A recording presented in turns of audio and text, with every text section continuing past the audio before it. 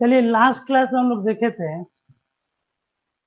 ये कॉन्स्टिट्यूशन में कितने पार्ट्स हैं, शेड्यूल्स हैं और आर्टिकल्स। तो जो ओरिजिनल कॉन्स्टिट्यूशन जब बना था उस समय उसमें 8 शेड्यूल थे। पार्ट कितने थे आपके? 22 पार्ट्स थे। 22 की 20 पार्ट्स थे? 22 पार्ट्स थे। अच्छा, फिर उसके बाद से आपको ये 395 आर्टिकल्स थे। ठीक है, 8 शेड्यूल थे और वो शेड्यूल जो है बाद में 4 शेड्यूल जोड़े गए। जो पहला शेड्यूल जो उसमें ऐड हुआ वो 9 शेड्यूल था, जो 1951 में जोड़ा गया। ठीक है, और उसके बाद 9 शेड्यूल में किस चीज को रखा गया? हाँ, हाँ, वो लैंड रिफॉर्म से संबंधित जो है। फिर उसके बाद से आपका 10 शेड्यूल आया 1985 में। कौन से अमेंडमेंट में? किस अमेंडमेंट में आया? 52nd की 51st?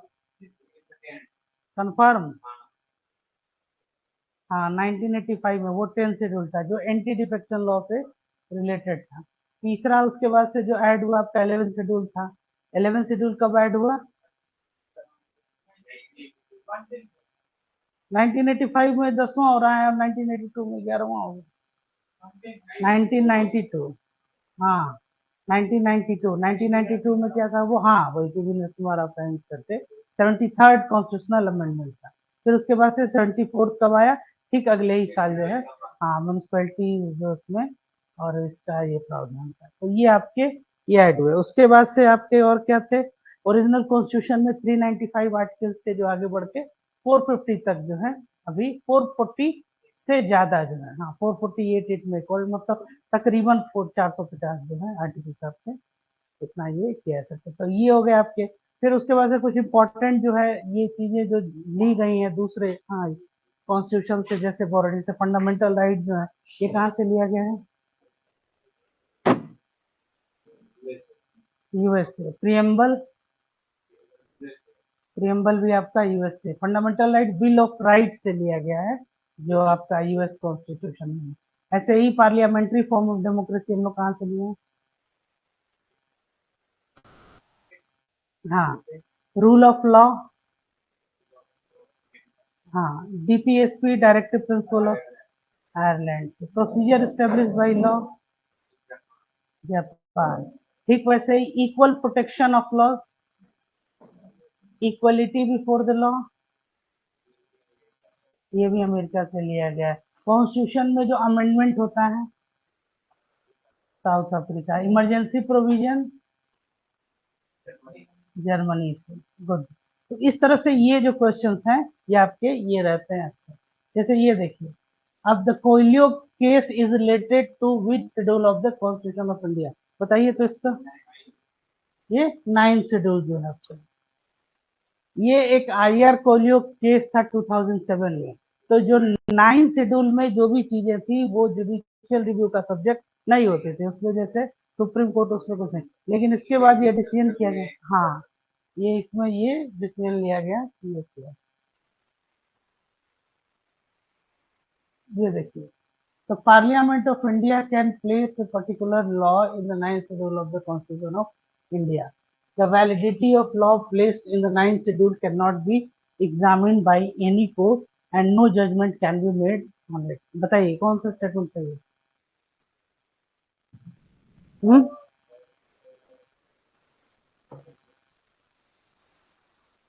हम्म क्यों? फर्स्ट में क्या प्रॉब्लम है?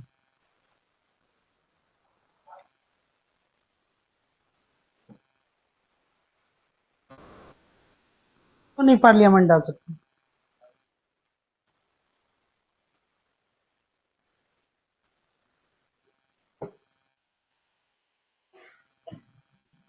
The validity of law placed in the 9th schedule cannot be examined by any court and no judgment can be made on it. तो अभी तुरंत अभी आप आईआर कोलियो केस पढ़ रहे हैं तो इसमें क्या कर सकते हैं? हाँ, तो the validity of law placed in the 9th schedule can not be examined by any court and no judgement can be made on it. ये स्टेटमेंट सही स्टेटमेंट है। ये कोर्ट, सुप्रीम कोर्ट जो है उसमें क्या कर सकता है? जैसे 9 शेड्यूल में जो भी चीज है उस वो सब्जेक्ट जुडिशियल रिव्यू का नहीं, लेकिन उस पे एक कोलियो केस में ये डिसीजन लिया गया। और पार्लियामेंट कोई भी लॉ को 9 शेड्यूल, हमेशा ये मांग होता ही रहता है कि आप उसको 9 शेड्यूल में डाल दीजिए, ताकि क्या हो जाए कि उस पे ये जुडिशियल रिव्यू का ये which one of the following schedules of the Constitution of India contains provisions हाँ 10 शेड्यूल, और रेस्ट बाकी 3 कौन सा है बताइए तो। सेकंड शेड्यूल क्या था? मॉन्यूमेंट्स, हाँ अलाउंसेस, हाँ और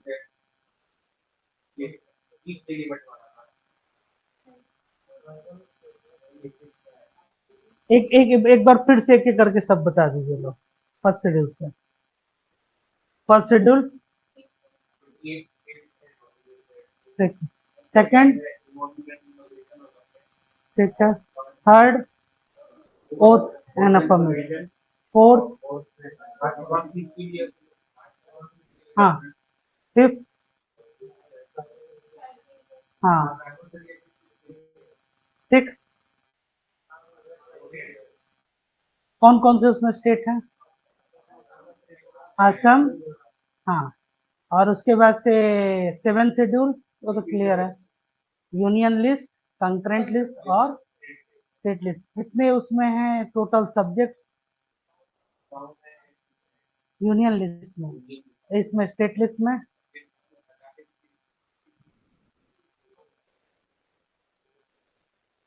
66 था उसमें, और इसमें कंकरेंट लिस्ट में 47, गुड। और 8 शेड्यूल क्या है? कौन कौन से लैंग्वेज है उसमें टोटल? 22। सबसे लास्ट में ऐड कौन हुआ था? कोंकणी, संथाली। ये कौन सा अमेंडमेंट था?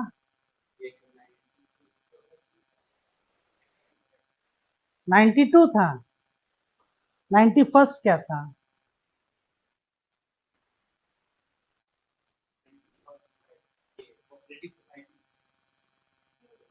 2003 में कहा से कोऑपरेटिव सोसाइटी आ गया? 97 तक कोऑपरेटिव सोसाइटी 2011 में, ठीक है। और 9 शेड्यूल लैंड रिफॉर्म से, 10 शेड्यूल है, बताओ। 10 शेड्यूल अभी तुरंत अभी हम लोग देख रहे हैं, यही, हाँ यही दल बदल वाला, यही वाला दल बदल विरोधी प्रावधान। और 11 पंचायत, कौन सा अमेंडमेंट? 73rd। और 12th, good, very good. How many items are there in 11th?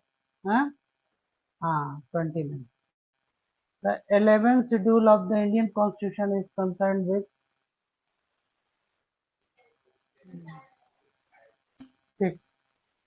BA, State Finance Commission reform.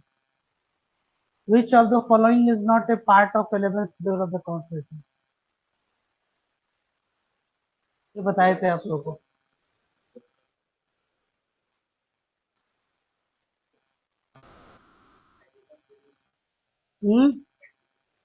हाँ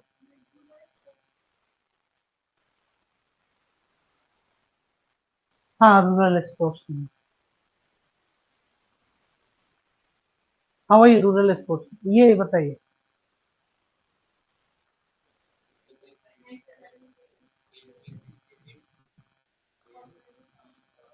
हाँ, B options. Which one of the given subjects is not correctly matched with their list?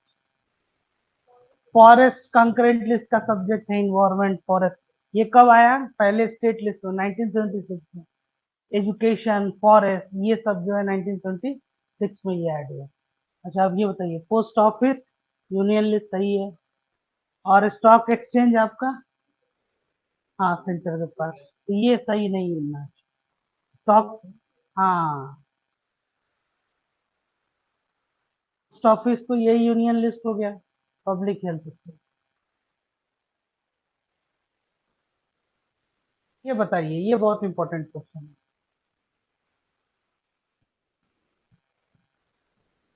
हम्म,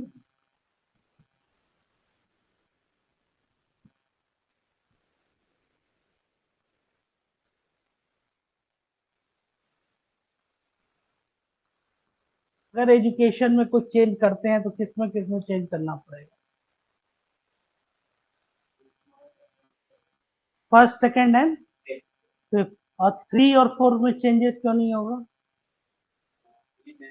जो regional और आपके ये हो गए, district board हो गए, रीजनल काउंसिल, डिस्ट्रिक्ट काउंसिल, तो उसमें चेंजेस नहीं होता है एजुकेशन को लेके। हम्म, हाँ। अगर कॉन्स्टिट्यूशन में मान लीजिए एजुकेशन को लेके कुछ चेंज करते हैं, तो किस पे ये है? तो पहले तो एक चेंज आपका ये डीपीएसपी में आएगा कि नहीं आएगा? ठीक है।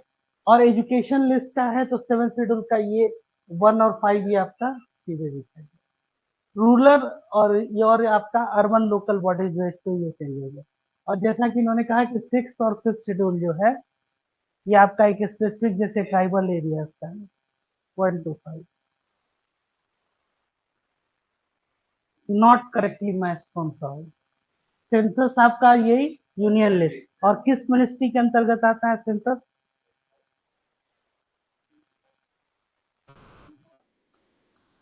Information broadcasting, home ministry. Census home ministry. Home ministry के अंतर्गत और कौन कौन से डिपार्टमेंट है? जैसे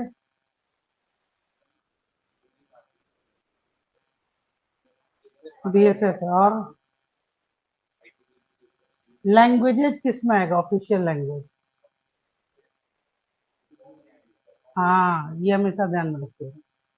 लैंग्वेज जो है, जब भी भाषा, तो भाषा किस में आएगा? गृह मंत्रालय के अंतर्गत। जब भी सेंसस की बात होगी तो वो गृह मंत्रालय के अंतर्गत।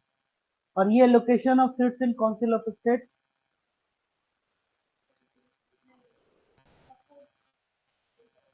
हम्म, सेकेंड शेड्यूल क्या था अभी तुरंत अभी हम लोगों ने देखा? हाँ, और एंटी डिफेक्शन जो है ये।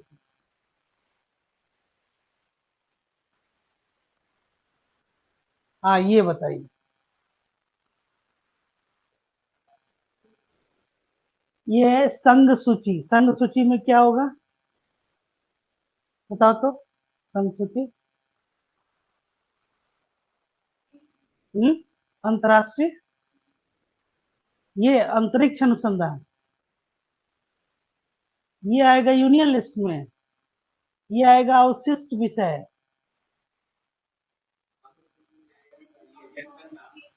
हाँ, ये पुलिस, पुलिस और सार्वजनिक व्यवस्था, ये किसमें स्टेट? तभी तो बिहार पुलिस होता है, यूपी पुलिस होता है, महाराष्ट्र पुलिस होता है ना?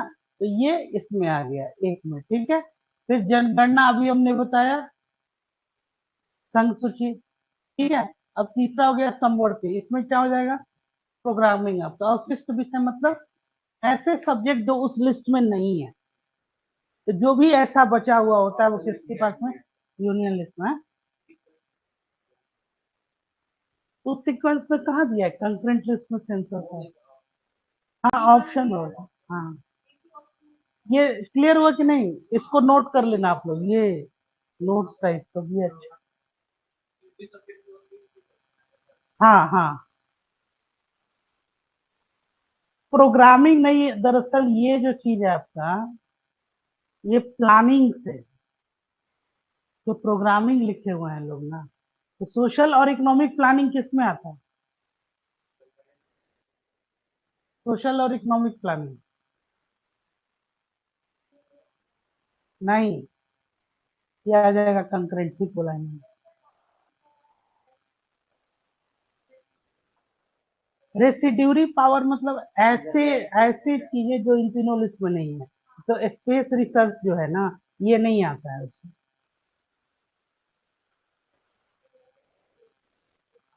हाँ, फोर्स।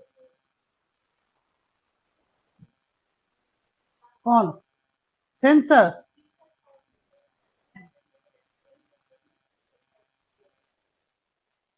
बी का? नहीं, ऑप्शन को छोड़ो ना, उसमें हो सकता है कहीं कुछ ये प्रिंट कर। सेंसस कभी स्टेट गवर्नमेंट करा ही नहीं सकती है ना। सेंसस नहीं, वो एक दूसरा है, वो सोशल सेंसस जो आपका है उसमें ये जब भी सेंसस आएगा ना, वो जैसे जनगणना होगा, नहीं वो होम मिनिस्ट्री के ही अंतर्गत है। हाँ, तो उसमें हो गया होगा कहीं कुछ। बिल्कुल बिल्कुल, और किसी में कोई डाउट ही नहीं। अगर वो होता तो ये पब्लिक ऑर्डर अब कहाँ रखिएगा, है ना। जैसे ये बी का 1 यहाँ देखिए, बी का 1, ए का 4 आपका इसमें ये क्या कर रहा है, ये अभिन्न लिस्ट में ये प्रोग्राम। फिर सी में 2 क्या कर रहा है, ये कंकरेंट लिस्ट में स्पेस फीचर बिल्कुल नहीं। डी का 3 आपका, अब रेसिड्यूरी सब्जेक्ट डी का 3 हो ही नहीं सकता। आप केवल एक ये मिलाओ ना यार, स्टेट लिस्ट में, ठीक है ना। वो कुछ कुछ एरर है, ये सब क्वेश्चन को थोड़ा सा ध्यान में रखना हो, इसलिए वो इसके वजह से मत जाइए आप ऑप्शन से, कभी कॉन्सेप्ट नहीं क्लियर। इसमें हो सकता है टाइपिंग एरर हो गया हो या फिर लिस्ट बनाने में।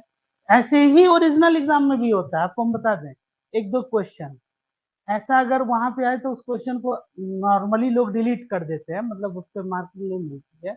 इसलिए क्वेश्चंस को लेके बहुत ज्यादा आपको कॉन्सेप्चुअली पकड़ना है। नॉर्मली जितने भी प्रैक्टिस पेपर या प्रैक्टिस बुक आप लोग बनाइएगा, जब मार्केट वगैरह में या, तो उसमें कई बार होता है कि लोग आंसर को ही याद कर लेते हैं कि उसमें यही आंसर दिया हुआ है उसको। एक्चुअली आप इसको लेके ध्यान दीजिए। The Constitution Assembly enacted 9 schedule in the original constitution to ensure agrarian reform. सही है कि गलत है? गलत है। To reduce the discrimination and denial of equal protection of laws guaranteed to citizens under Article 14 of the Constitution. Hmm?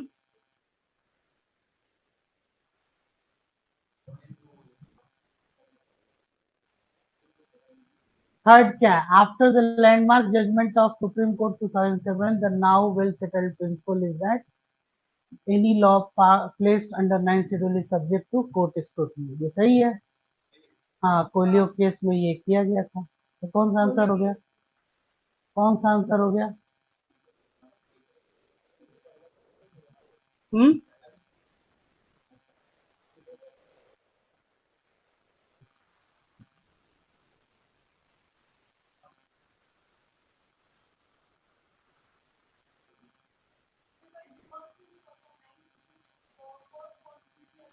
1951 में। और ये कब हुआ था? 1957 में डिसॉल्व किया गया। ये क्या कह रहा है? Constitution assembly elected 9 schedule in the original constitution to ensure agrarian reform. ये ओरिजिनल कॉन्स्टिट्यूशन की ये बात हो रही है, समझ रहा है?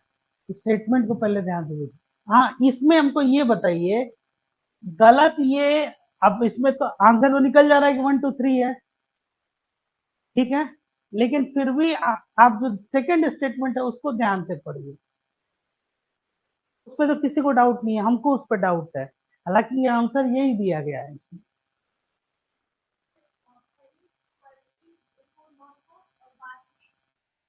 To reduce the discrimination and denial of equal protection of laws guaranteed to citizens under Article 14 of the Constitution। Hindi में पढ़ लीजिए। संविधान के अनुच्छेद 14 के तहत नागरिकों को गारंटीकृत कानूनों की समान सुरक्षा से वंचित करना और भेदभाव को कम करना। ये स्टेटमेंट सही है गलत है? आंसर को लेकर मत पूछिए, आंसर इसका 1 2 3 है, इसलिए आप लोग पहले क्लियर हो जाइए। लेकिन इसके बाद भी I am going to that read this statement very carefully. Article 14 क्या कहता है? आर्टिकल 14 किसके लिए है? सिटीजन्स के लिए कि नॉन सिटीजन्स के लिए?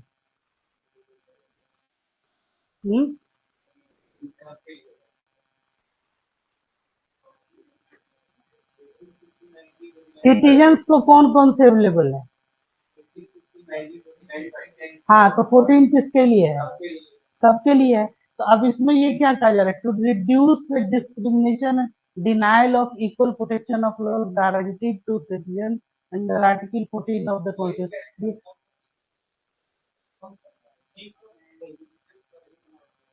ये स्टेटमेंट में क्या गलती लग रहा है आप लोगों को?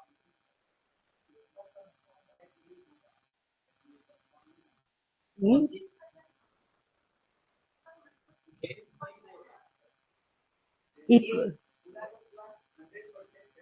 हाँ, अब इसमें ये थोड़ा सा टेक्निकल चेंज उसको यही करना है कि सिटीजन्स के साथ साथ ये नॉन सिटीजन्स को भी है।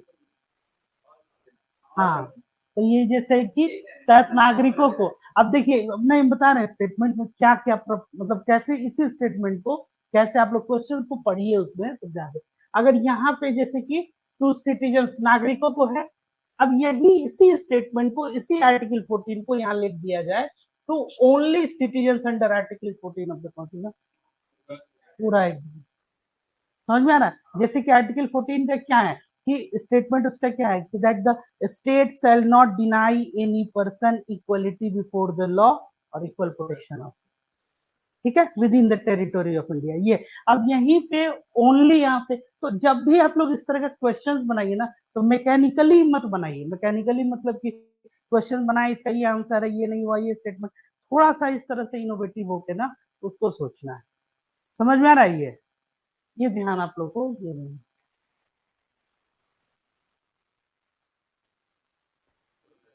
मोर देन,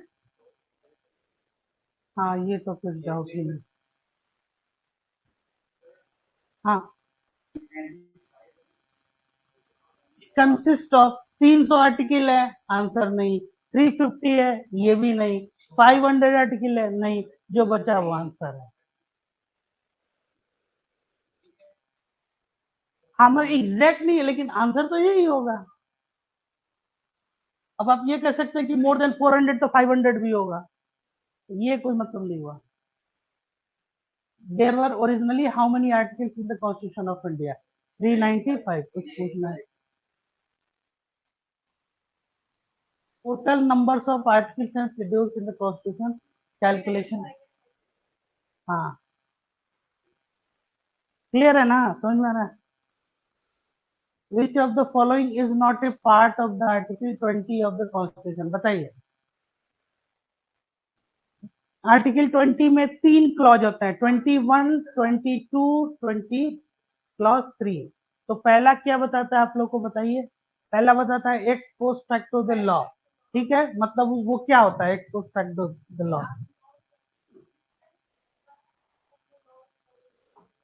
हाँ हाँ, रेट्रोस्पेक्टिव जो है क्रिमिनल ऑफेंसेस में।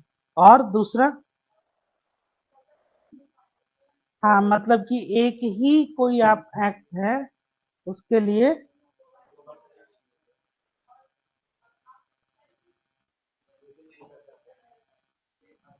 मतलब कि आपको जबरदस्ती कोई गवाह नहीं बना सकते हैं, है ना। तो ये 3 तो हो ही गए।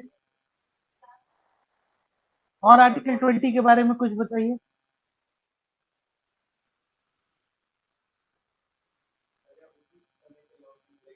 नहीं वो तो ठीक है, वो तो हो गया। और 20 के बारे में कुछ बताइए। और जैसे आर्टिकल 20 जो है ये इमरजेंसी के सिचुएशन में भी नहीं।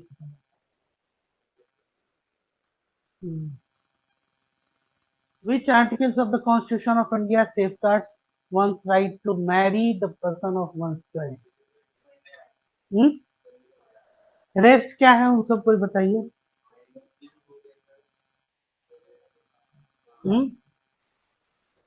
19 क्या है? 19 एक बार फिर से बताइए सब डिटेल में। 19 अनटचेबिलिटी, एक एक करके शुरू से। आर्टिकल 12 क्या है? हाँ, और 13?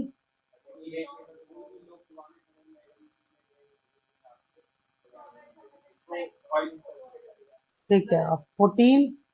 14 तो अभी। 15?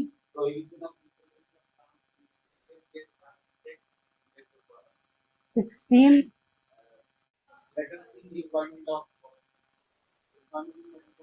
कौन कौन से उसमें है?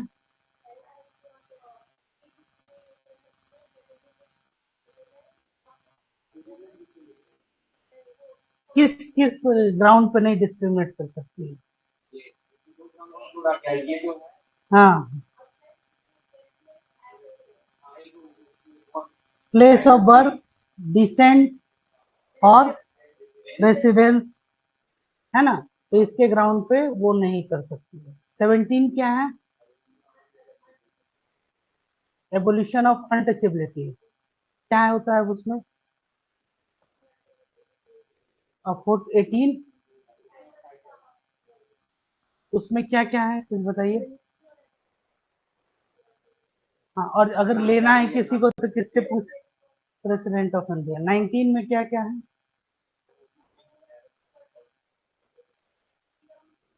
हाँ, तो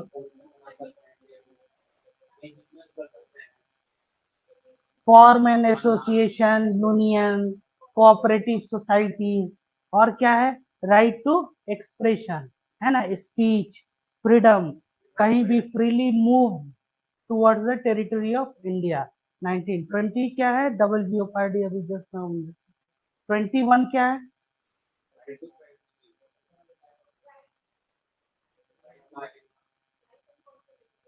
हाँ, और 22 23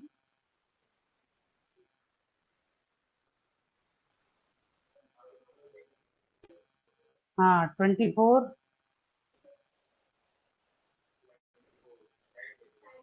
25 रिलीजन, है ना, 26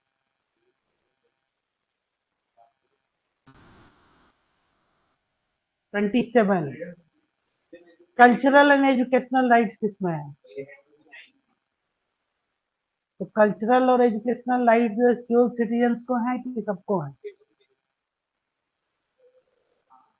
और ये right to freedom of religion?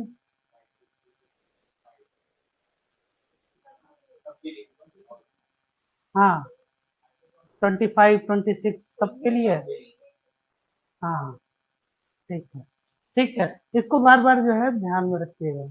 और 19 के बारे में क्या है? 19 इमरजेंसी के टाइम पे हटाया जा सकता है। Which article?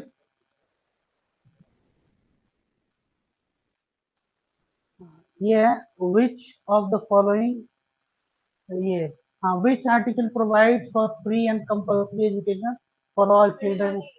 21 ए कब इंसर्ट हुआ था ये? हाँ, गुड, गुड, वेरी गुड। और क्या क्या चेंजेस हुआ था उसमें? हाँ, ये 66, हाँ 67, विच of the following articles was inserted by, इसका बताइए। वर्कर्स पार्टी,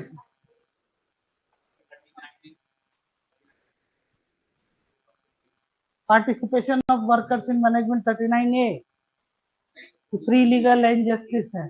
हाँ, हाँ, how many demand of grants are put before the parliament as a part of annual budget in the first season?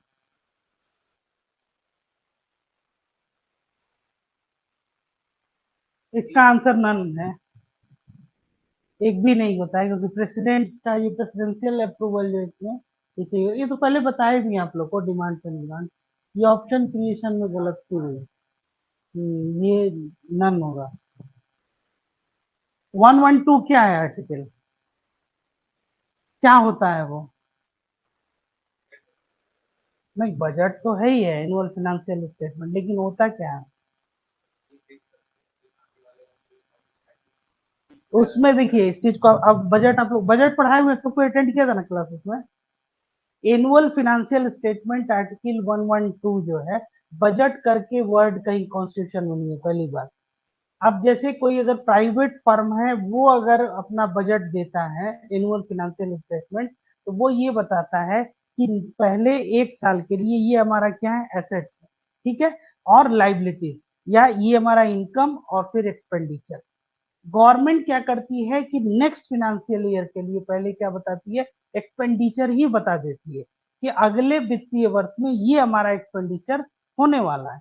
इस एक्सपेंडिचर को हम मीट आउट कैसे करेंगे, या इसके लिए हम कैसे इनकम जनरेट करेंगे, तो वो क्या करेगी, वो अपना रेवेन्यू बताएगी कि कैसे कैसे हम रेवेन्यू जो जनरेट करेंगे। अब उसमें एक फिर टैक्स पार्ट आता है, या तो आप कैसे रेवेन्यू, गवर्नमेंट का रेवेन्यू मतलब क्या, इनकम क्या होता है, या तो टैक्स रेवेन्यू हो गया, या नॉन टैक्स रेवेन्यू, यही तो है। तो अब टैक्स को कैसे, तो टैक्स भी दो तरह के हो गए, डायरेक्ट टैक्स और इनडायरेक्ट टैक्स, है ना। तो अब इसके बाद से ये क्या हो जाएगा कि वो टैक्सेशन को, टैक्स को कैसे बढ़ा के फिर नेक्स्ट ईयर जो है, तो ये जो प्रावधान होता है इसमें, इसके बाद डिफरेंट डिफरेंट मिनिस्ट्रीज जो है या गवर्नमेंट के अदर डिपार्टमेंट, वो क्या बताते हैं, वो अपना कुछ जो है वो डिमांड रखेंगे, है ना, या फिर वो भी अपना एक एस्टिमेट्स देंगे कि ये हमारा जो है ये खर्च, ठीक है। फिर उसके बाद से एक डिमांड ऑफ ग्रांट्स जो है, इसकी एक उसमें एक व्यवस्था रहती है, और 3 टर्म होता है, एक ग्रांट्स, असिस्टेंस और लोन, है ना। ग्रांट्स किसको क्या है, जो अनुदान, जो जैसे कि आप यूजीसी यूनिवर्सिटी ग्रांट्स कमीशन, है ना, तो उसमें क्या आता है, ग्रांट्स मतलब एक फंड। दूसरा हो गया क्या, लोन, लोन का मतलब क्या है कि आपको इंटरेस्ट पेमेंट करना है उस पर। और असिस्टेंस का मतलब जैसे कि फ्लड्स आ गया या किसी तरह का डिजास्टर, उसमें क्या है वो आपको रिलीफ दिया जाता है। अच्छा, दूसरी बात की, जो जितने फिनेंशियल बिल हैं वो क्या होते हैं, मनी बिल और फिनेंशियल बिल में फिर क्या डिफरेंस हो गया, मनी बिल किसको कहते हैं? हुँ? नहीं, वो तो ठीक आप कह रहे हैं, लेकिन होता क्या है? हुँ? ये तो पैसे की मांग तो बजट में भी होती है। मनी बिल किसको कहते हैं? आर्टिकल 110, ये सब पढ़ाए हुए आप लोग, क्लास अटेंड किए थे ना? सब लोग किया हुआ है। नहीं किए थे आप पीछे किए हुए हैं ना सबसे लास्ट में। अब तुम किसको पढ़ा दिए भाई, एक सौ, हाँ, नहीं नहीं, आप अटेंड किए थे? आप भी नहीं किए थे? कोई नहीं किया था? हैं?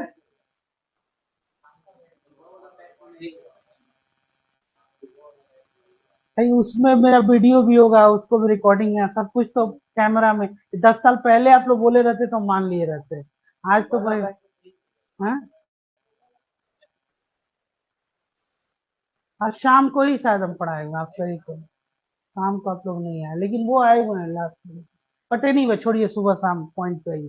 तो आर्टिकल 110 जो है वो मनी बिल है। मनी बिल क्या होता है इसको पहले समझ लीजिए। तो देखिए, the imposition, the abolition, the alteration, किसी भी तरह का अगर ये किसी भी टैक्सेस से रिलेटेड अगर है, या तो आप टैक्स को इम्पोज कर रहे हैं, या तो उसको एबोलिश कर रहे हैं, या तो उसको अल्टर कर रहे हैं, है ना, या तो उसको रेमिट कर रहे हैं, रिमिशन। तो क्या क्या वर्ड हो गया, इम्पोजिशन, एबोलिशन, रिमिशन, अल्टरेशन। अगर किसी भी ये टैक्सेस पे ये हो रहा है, तो ये कहते हैं कि वो क्या है, वो मनी बिल, ठीक है। लेकिन केवल यही, या रेगुलेटिंग ऑफ टैक्सेस, रेगुलेशन भी उसका अगर हम करते हैं तो ये मनी बिल में आए। लेकिन केवल इतना ही कह देने से वो मनी बिल नहीं होगा। मनी बिल केवल ये कह देने से कि किसी टैक्स को आपने एबोलिश कर दिया, किसी टैक्स को आपने रेगुलेट कर दिया, एक टैक्स को आपने इम्पोज कर दिया, इतना कह देने से ही वो मनी बिल नहीं होता है। मनी बिल पर जो फाइनल से होता है वो किसका होता है, स्पीकर। स्पीकर किसको कहते हैं, जो प्रिजाइडिंग ऑफिसर है लोकसभा का, हाउस ऑफ द पीपल, ठीक है। तो अब जितने भी मनी बिल हैं वो एक तरह के फिनेंशियल बिल हो सकते हैं, लेकिन सारे फिनेंशियल बिल जो है वो money bill. Money bill pay Rajya Sabha को कोई अधिकार नहीं है। मनी बिल जो है केवल और केवल आपका लोकसभा में इंट्रोड्यूस हो सकता है। समझ में आ रहा है? हाँ, नहीं कर सकते। हाँ, इसीलिए कई बार जो है, क्योंकि इसमें डिस्क्रिशन किसका है, स्पीकर का। तो अब स्पीकर का है, तो अब इसमें से देखिए ये क्या प्रावधान है कि imposition of taxes, abolition of taxes, regulation of taxes, remission. अगर आप कोई टैक्स, अगर मान लीजिए कल हो के कोई एक हमने इंस्टीट्यूशन बना दी, कोई कॉन्स्टिट्यूशनल या स्टैट्यूटरी बॉडी बना दी, उसका एक फिनेंशियल डिपार्टमेंट होगा, उसको टैक्स का हम दे दिए कोई ऑटोनॉमी, ठीक है। और हम उसको ये चाह रहे हैं कि मनी बिल के रूप से, जैसे आप हमेशा सुनते होंगे कि मनी बिल के रूप से उस बिल को पास कर दिया जाए। तो मान लीजिए कि कोई ऐसी गवर्नमेंट है जिसकी लोकसभा में क्या है, संख्या अधिक है, और राज्यसभा में उसकी संख्या नहीं है। और राज्यसभा क्या है, कोई मान लीजिए किसी भी बिल में, जैसे लोकसभा से वो पारित हो गया लेकिन राज्यसभा में नहीं, तो वो उसको ये कह रहा है कि वो मनी बिल जो है, क्योंकि ये मनी बिल है तो डिस्क्रिप्शन किसका होगा, स्पीकर का होगा, तो उसको वो आसानी से वो पास कर लेते, मतलब। जैसे कि सिंपल मेजोरिटी से भी, सिंपल मेजोरिटी से। लेकिन अब इसमें यह है कि अब मान लीजिए कि राज्यसभा में आपकी मेजोरिटी नहीं है, लोकसभा में है, तो आपको अब उसमें क्या होता है, किसी भी बिल को पास करने के लिए दोनों में आपको चाहिए। तो अब राज्यसभा में मान लीजिए कि दूसरे जो है ये लोग या अपोजिशन जो आपका है उसकी संख्या ज्यादा है और वो अपोज कर रहा है, तो इसको लोग क्या कर रहे थे कि कॉन्स्टिट्यूशनली जो है, इसको बोलते हैं ना कि मनी बिल के थ्रू उसको बाईपास कर। नॉर्मली आधार का जो आपका जो केस था, आधार वाला, उसको मनी बिल के, अब मनी बिल पे फाइनल से किसका है, स्पीकर का है। और केवल अगर आप इम्पोजिशन, एबोलिशन और रिमिशन रेगुलेशन कर रहे हैं तो ये है डायरेक्टली, सब प्रावधान वही है। ये मनी बिल यहां से पास करके राज्यसभा में जाएगा, but Rajya Sabha has nothing to say on financial matter. इसी कॉन्टेक्स्ट में लोकसभा जो है वो राज्यसभा पे सुपरसीड कर जाता है ना, उनको जो है विद इन 14 डेज वो करना ही करना है। तो अब उनके पास तीन ऑप्शन होता है किस, हाँ राज्यसभा वो ये बता रहे हैं, एक क्या करेगा, या तो एक्सेप्ट करेगा, दूसरा क्या कर सकता है वो रिजेक्ट करेगा, और तीसरा वो अल्टर कर सकता है। यही तीन उसके पास है रिकमेंडेशन। वो एक्सेप्ट ही उनको करना है, रिजेक्ट वो नहीं कर सकते। हाँ, और मनी बिल डिफाइन कौन कर रहा है, तो स्पीकर, फिनेंशियल मैटर में इसके पास है। तो जितने मनी बिल आपके हो गए, जितना जो मनी बिल है वो फिनेंशियल बिल होता है, लेकिन सारे फिनेंशियल बिल मनी बिल नहीं होते हैं। जैसे कि अगर बजट है, तो बजट जब आप, जब भी ये इसमें इंट्रोड्यूस किया जाता है आपको लोकसभा में, बजट कभी राज्यसभा में इंट्रोड्यूस नहीं होता। उसके बाद से जब बजट जब हो जाता है, उस पर वोटिंग होती है। अगर वो वोटिंग जो है मेजोरिटी के साथ, अगर वो नहीं, अगर वोटिंग होती है तो गवर्नमेंट गिर जाएगी। ये भी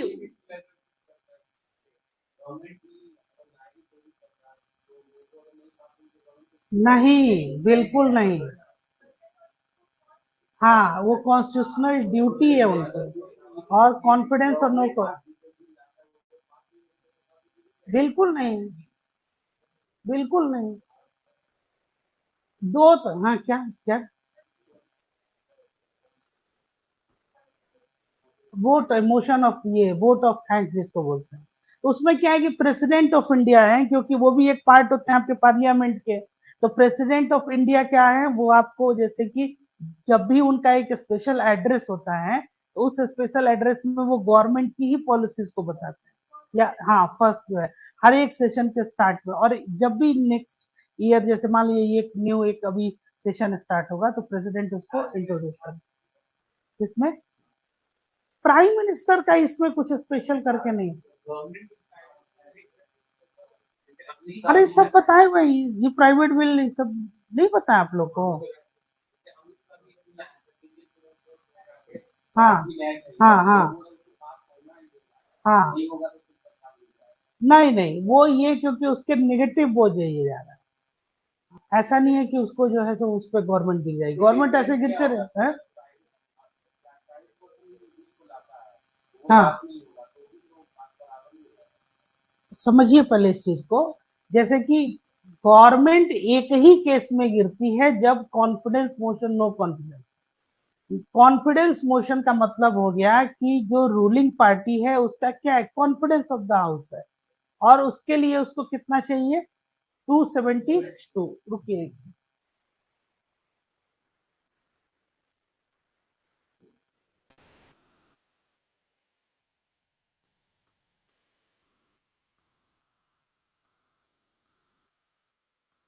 देखिए,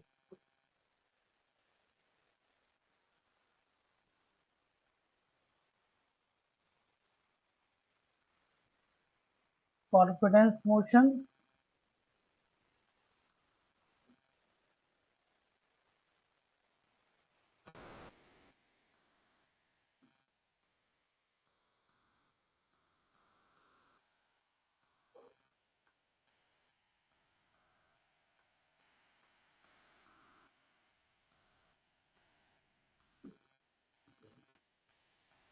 देखिए, सबसे पहले ये तो मालूम होगा आप लोग को कि ये कलेक्टिव रिस्पॉन्सिबिलिटी होती है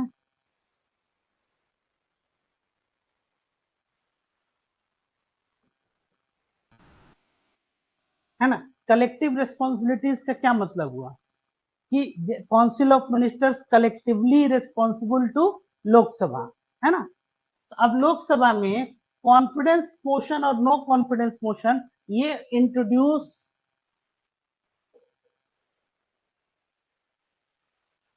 only in the house of the people और लोकसभा, ये केवल इसी में जो है वो इंट्रोड्यूस हो सकता है। क्लियर है यहां तक। अब इस चीज को देखिए कि कॉन्फिडेंस ये जैसे कि council of ministers hold the office during the pleasure of the president. The pleasure of the president का मतलब ये नहीं कि प्रेसिडेंट जब चाहे उनको हटा दें, इसका मतलब ये हुआ कि as long as they enjoy the confidence of the house. और कॉन्फिडेंस ऑफ द हाउस का क्या मतलब हुआ कि 272, आप लोगों को मेजोरिटी पढ़ा है ना, मेजोरिटी, तो 272 का मतलब हो गया एब्सोल्यूट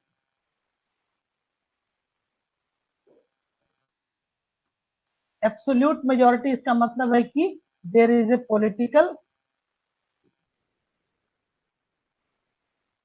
स्टेबिलिटी, है ना, मतलब कि राजनीतिक स्थिरता है।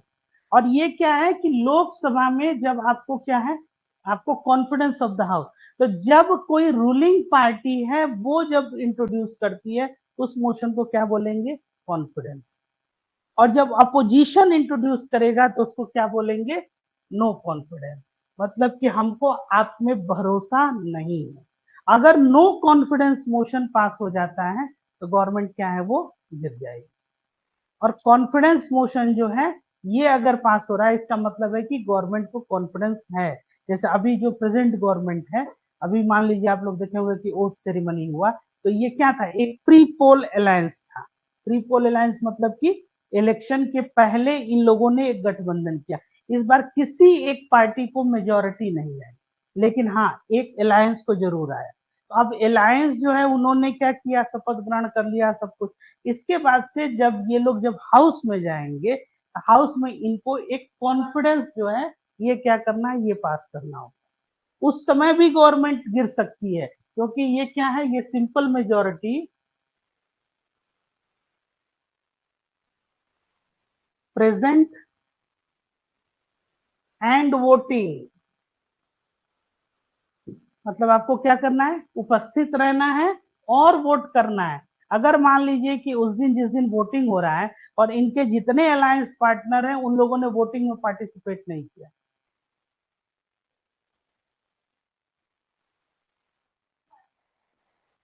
हाँ वही तो कह रहे हैं, जैसे कि 272 उनको अगर दिखाना है तो 272 एब्सोल्यूट मेजोरिटी है। तो जितने अलायंस पार्टनर है वो वोटिंग में वो गए, हाउस में बैठे, लेकिन वोटिंग में पार्टिसिपेट नहीं किए हैं, बिल्कुल गिर जाएगी। तब भी नहीं गिरेगी, पूछिए कैसे। क्योंकि अगर मान लीजिए कि 240 है और जो अपोजिशन में लोग हैं उनके पास 233 है, रेस्ट जो है अगर 40 जो 52 इनके पार्टनर है वो अगर वोट नहीं की, तो वोट नहीं किए तब भी क्या है, ये 7 जो है तो प्रेजेंट एंड वोटिंग पे है, तो 7 क्या है, इनके पास है वोट ज्यादा है, तब भी गवर्नमेंट बजे present and voting. 272 absolute majority वो ये प्रूफ करता है कि आप में एक स्टेबिलिटी है, पॉलिटिकल स्टेबिलिटी। लेकिन जो कॉन्फिडेंस और आपको मोशन जो वहां पे प्रूफ करना है उसके लिए प्रेजेंट एंड वोटिंग पे ये डिपेंड करता है। समझ में आ रहा है। जैसे कि मान लीजिए कि इनके सारे अलायंस पार्टनर वोट नहीं किए और अदर्स जो हैं या इन्हीं के अगर कई पार्टनर जो हैं जितने लोग हैं वो इनके अगेंस्ट में वोट कर दिए, ऐसी संभावना है,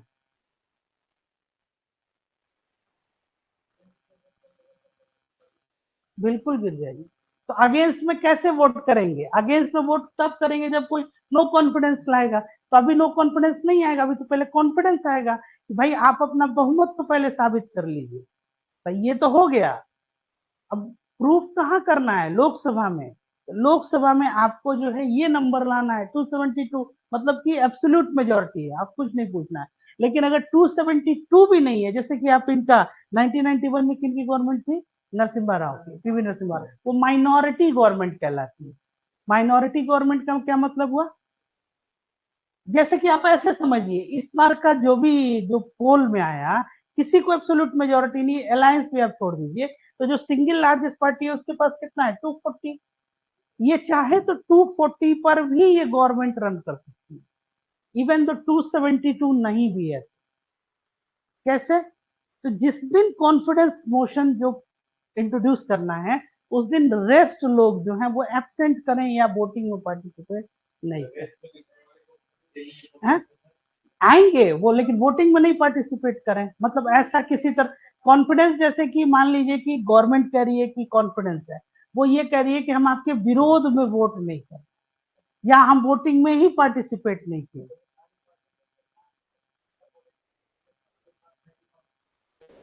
अपने साथ का क्या मतलब हुआ? नहीं बनाना। हाँ, और किसी को मेजोरिटी नहीं है। हाँ, हाँ, तो उसमें जैसे कि सिंगल लार्जेस्ट पार्टी के तौर पे, और अगर मान लीजिए कि ये लोग कॉन्फिडेंस नहीं प्रूफ कर पाए, कॉन्फिडेंस प्रूफ करने का मतलब हुआ कि आपको जो है ये 272 तो एब्सोल्यूट मेजोरिटी है, लेकिन जितने लोग हाउस में हैं उसमें प्रेजेंट एंड वोटिंग 50% +1 होना चाहिए। जैसे जिस दिन कॉन्फिडेंस मोशन आ रहा है, उस दिन आप ऐसे समझिए कि टोटल 543 जो आपके मेंबर ऑफ पार्लियामेंट है, इसमें से 200 लोग एब्सेंट कर गए, नहीं आए। जबरदस्ती किसी को आप नहीं ना बुलाइएगा। 200 लोग नहीं आए तो कितने आ गए? 300। तो 300 अगर आए, उन 300 में से 240 इसको आराम से 10%। जैसे 543 है तो कम से कम 55 लोग जो है, हैं? हाँ, तो बनाए, बनी है सरकार इस देश में। हाँ, 1977 जो है? आप इनका ये 1996 में प्राइम मिनिस्टर कौन थे? H D Deve Gowda. H D Deve Gowda के पास कितने हैं मेंबर ऑफ पार्लियामेंट? चंद्रशेखर, 4 महीने की उनकी गवर्नमेंट रही, कितना उनके पास मेंबर? 21, 22, 23, 24, ऐसे जो है सो चलो। मतलब कि प्रेजेंट एंड वोटिंग। तो एंड वोटिंग का क्या मतलब हो गया कि प्रेजेंट ही नहीं होना है, आपको वोटिंग में भी होना है। जैसे कि आपको एक इनकी गवर्नमेंट थी अटल बिहारी वाजपेयी की 1998 में, तो 269 उनके पास नंबर था, 270 ऑपोजिशन के पास था। एक वोट से उनकी सरकार जो है वो, हाँ, नहीं, रामविलास पासवान नहीं, 269 और 270। नहीं, वो तो अब विश्लेषण की बात है कि क्रूसियल वोट किसका था। एक्चुअली उसमें एक उड़ीसा के भी थे चीफ मिनिस्टर गिरिधर गुमांग, तो उस मेंबर ऑफ पार्लियामेंट भी थे और उड़ीसा के चीफ मिनिस्टर भी थे। तो उस समय ये बताया गया कि भाई उनका वोट जो है वो इनवैलिड है या नहीं, क्योंकि आप जैसे मान लीजिए कि आप ऐसे समझिए कि कोई एक व्यक्ति है, वो चीफ मिनिस्टर और तो दोनों हाउस का वो मेंबर नहीं हो सकता है। तो अभी वो रिजाइन नहीं किए थे और उसी समय ये नो कॉन्फिडेंस आ गया था, इसीलिए। हाँ, इसीलिए स्पीकर का महत्व ज्यादा होता है, तो उसका डिस्क्रिप्शन हुआ है। हाँ, अब आप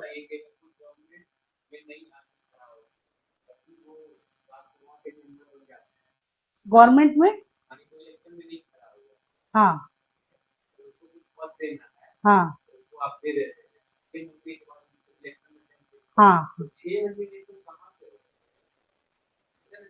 6 महीने में कई जगह लोग जो है रिजाइन भी करते हैं। नहीं किए तो वो मिनिस्टर नहीं रहेंगे। 6 मंथ के अंदर अगर वो राज्यसभा के मेंबर ऑफ पार्लियामेंट बन गए, कई स्टेट्स में होता ही रहता है इलेक्शन, कहीं से भी वो। हाँ, असम से थे। नो कॉन्फिडेंस मोशन अपोजिशन से वो कोई भी लेकर आ सकता है कि हमको आप में अविश्वास नहीं है। तो दोनों में क्या, एक सेकंड पहले इसको बता देते हैं, इन दोनों में क्या डिफरेंस हुआ कि that who introduces the motion.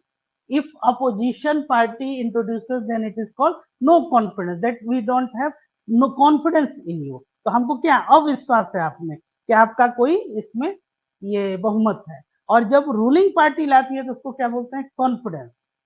जैसे ये भी हो सकता है कि अभी कॉन्फिडेंस मोशन जब ये लोग लेके आए और उसमें अगर 300 प्लस अगर मेंबर ऑफ पार्लियामेंट आ जाए, ये भी हो सकता है। बात समझ में आ रहा है? तो 240 जो है सिंगल लार्जेस्ट पार्टी, और अगर फुल बहुमत के साथ मतलब 300 से ज्यादा, तो क्या हो जाएगा, एब्सोल्यूट मतलब मोर देन 60% लोग आपके साथ हैं। समझ में आ रही है बात? क्योंकि कुछ अदर्स भी तो इंडिपेंडेंट कैंडिडेट है ना, उनको ये लगा कि हमको गवर्नमेंट के फेवर में वोट कर देना चाहिए। दोनों अलायंसेस के अलावे भी बहुत सारे मेंबर ऑफ पार्लियामेंट जिसको इंडिपेंडेंट कैंडिडेट मिल गए।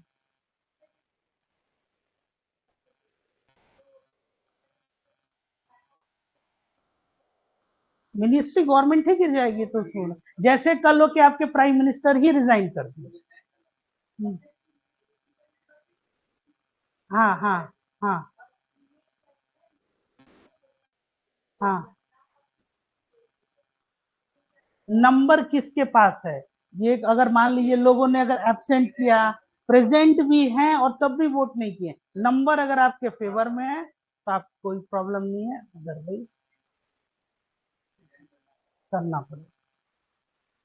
तब इसका मतलब ये नहीं हुआ कि ये लोग गवर्नमेंट फॉर्म कर दिए, जो नो कॉन्फिडेंस में दो उनको फिर से कॉन्फिडेंस लाना होगा। हाँ हाँ।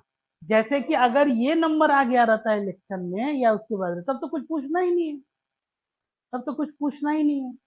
ये तो तब बात हो रही है कि जब इससे नंबर है, लेकिन एक अलायंस के तौर पे जो प्री पोल अलायंस है, उसको तो नंबर ज्यादा है ना, उसके पास तो 292 और 293 है। और क्योंकि ये प्री पोल अलायंस है।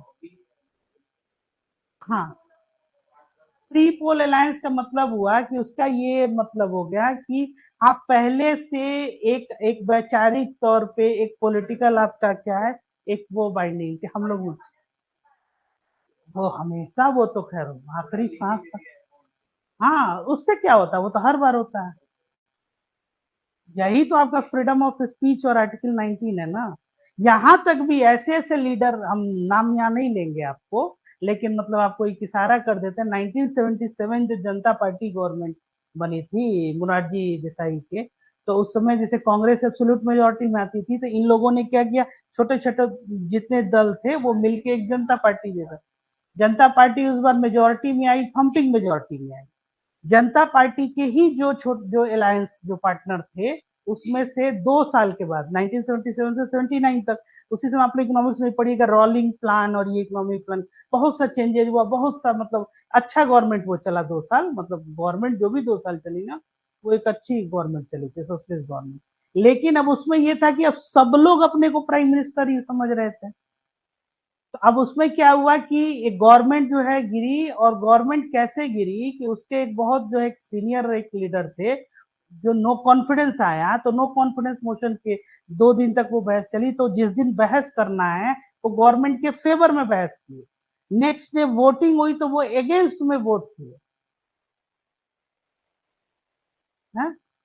हाँ, तो 1979, और आइडियलिज्म ये था कि मुरारजी देसाई जो प्राइम मिनिस्टर थे 1980, उसके बाद से 79 1980 उसके बाद वो इलेक्शन ही नहीं हुआ। He was one of the idealist और गांधीयन फिलोसफी के वो भी, और वो डिप्टी कलेक्टर भी थे, सिविल सर्वेंट भी रहे मुरारजी देसाई काफी जो है सो। तो अब उनको केवल वो एक पेपर मिला, उस पेपर पे नाम लिखा हुआ था कि इसी ग्राउंड पे वो छोड़ दिए कि एक मेंबर ऑफ पार्लियामेंट जो है जो सपोर्ट की, हम आपके साथ सपोर्ट कर रहे हैं बहुमत, और उसी का नाम मिल गया दूसरे भी, जो दूसरा गुट जो क्लेम कर रहा था कि हम भी प्राइम मिनिस्टर बन, तो उसके बाद से इसी ग्राउंड पे वो छोड़ दिए, मतलब that was the idealism and those era. आज ऐसा हो सकता है? बिल्कुल नहीं हो सकता है। आज तो लास्ट लास्ट तक नहीं पता चल रहा है कि भाई मेरे साथ है कि मेरे साथ नहीं है। हाँ? नहीं, पार्टी तो मतलब ये आइडियलिज्म का था कि हमारे पास पेपर है, उसके बाद 1980 के बाद वो कभी इलेक्शन लड़े ही नहीं। कई लोग कहे कि भाई आप चुनाव लड़ो, तो नहीं, वो नहीं, छोड़ के नहीं। कौन रायबरेली से कौन लड़े थे?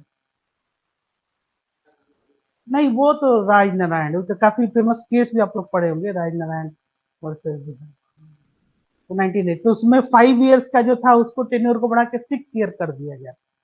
हाँ, 5 ईयर प्लानिंग नहीं, 5 ईयर जो लोकसभा का टेन्योर होता है उसको 6 साल तक कर दिया गया था इमरजेंसी के टाइम पे, इंदिरा गांधी के टाइम में, तो ये लोग जो है ये गवर्नमेंट बनी थी। कौन से? वो दूसरा क्वेश्चन है, ये समझ में आ गया आपको? कॉन्फिडेंस, उसको छोड़िए ना, वो क्वेश्चन ये समझ में आया कि नहीं, कॉन्फिडेंस नो कोडिंग, ठीक है। अच्छा बाजी एडजॉर्नमेंट मोशन, हाँ हाँ हाँ, वो दूसरा एक सेपरेट टॉपिक है ना, उसको हम लोग दूसरे बार डिस्कस कर।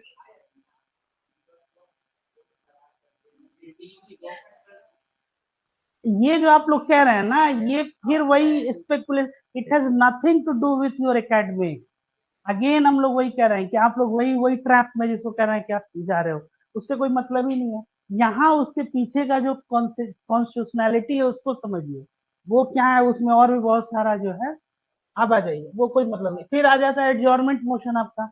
पब्लिक इंपॉर्टेंस का कोई भी अगर ये क्या होता है, मान लीजिए कोई पब्लिक इंपॉर्टेंस का कोई इश्यू है, उसको और 50 मेंबर ऑफ पार्लियामेंट पहले से उसमें क्या है, ये उसको उनका सिग्नेचर होना चाहिए, उनका एक अप्रूवल होना चाहिए, और फिर ये अगेंस्ट जाता है गवर्नमेंट। एडजॉर्नमेंट मोशन मतलब कि, हाँ स्पीकर को नहीं हटाने का, जैसे कि पब्लिक नहीं, वो एडजॉर्नमेंट दूसरा चीज बता रही है, ये एडजॉर्नमेंट मोशन हो गया। जैसे मान लीजिए कि अभी रिसेंटली ये नेट का एग्जाम का इशू चल रहा है, ये पब्लिक इंपॉर्टेंस इशू अगर ये है, और 50 मेंबर ऑफ पार्लियामेंट जो ये गवर्नमेंट के अगेंस्ट जो है, ये एडजॉर्नमेंट जो है ये इशू किया जाता है, adjournment motion. Adjournment motion negative एक तरह से है। ऐसे ही सेंसर मोशन, ये क्या हो जाएगा, ये मिनिस्टर के अगेंस्ट जो है किसी, ये इंट्रोड्यूस किया जाता है, ये लोकसभा में केवल होता है। अब इसमें है कि सेंसर मोशन जब हो गया तो एक तो इसमें गवर्नमेंट रिजाइन नहीं करती है, लेकिन जब सेंसर मोशन हो जाएगा, इसके बाद गवर्नमेंट को एक कॉन्फिडेंस मोशन लाके ये प्रूव करना होता है कि हाँ हमारा कॉन्फिडेंस है हाउस का। समझ में ना, जैसे कि आपने कोई अगर निर्णय लिया, तो वो निर्णय अगेंस्ट में जा रहा है, और पब्लिक इंपॉर्टेंस के अगेंस्ट में। तो पब्लिक इंपॉर्टेंस अगर कोई है, उससे संबंधित कोई अगर मुद्दा उठाना है, तो कोई मेंबर ऑफ पार्लियामेंट, लेकिन 50 उसको होना चाहिए, तो ये गवर्नमेंट के अगेंस्ट हम कर रहे हैं। ऐसे ही सेंसर मतलब सेंसर कर रहे हैं, तो जब सेंसर हो जाएगा तो वो रिजाइन नहीं करेगी, गवर्नमेंट क्या करेगी, उसको एक कॉन्फिडेंस मोशन ला के वो कर। लेकिन अगर ये नो कॉन्फिडेंस मोशन अगर मान लीजिए पास हो गया, तो आपको रिजाइन, ठीक है। जैसे ये एग्जांपल हम लोगों ने देखा, 269 एंड 270 जो है, नहीं कितनी बार नहीं ला, अगर एक बार ला दिए तो फिर नेक्स्ट 6 मंथ तक नहीं ला सकते। हाँ नहीं तो रोज नो कॉन्फिडेंस आते रहे तब तो इनस्टेबिलिटी हो जाएगी ना। हाँ तो ये क्लियर हो गया ना, जैसे बजट अगर पास करना है तो कॉन्स्टिट्यूशन, अब इस चीज को समझिए, नहीं हम जो बताना चाह रहे हैं वो समझिए, कि सिंपल मेजोरिटी से गवर्नमेंट बनती है, गवर्नमेंट गिरती है, प्रेजेंट एंड वोटिंग मतलब 50% प्लस। और लेकिन अगर यही अगर आपको किसी जज को हटाना है, जजेस को, उस केस में क्या करना होगा, 2/3 of the majority, article 124 clause 4, है ना। तो प्रेजेंट एंड वोटिंग और 2/3, कॉन्स्टिट्यूशन में अमेंडमेंट करना है तो again special majority, president of India को हटाना वो तो आप लोग जान ही रहे हैं। तो इसमें तो कहने का ये मतलब है कि सरकार गिराना जो है वो रिलेटिवली आसान काम है, जज को हटाना जो है वो काफी मुश्किल है। इंडिपेंडेंस ऑफ जुडिशरी जो one of the salient features of, हाँ ठीक है, क्लियर हो गया ये। तो ये कलेक्टिव रिस्पॉन्सिबिलिटीज होती है इसीलिए, ठीक है। चलिए, अब इसमें ये क्या है कि यह प्रावधान की no bill imposing tax can be introduce in legislature except on the,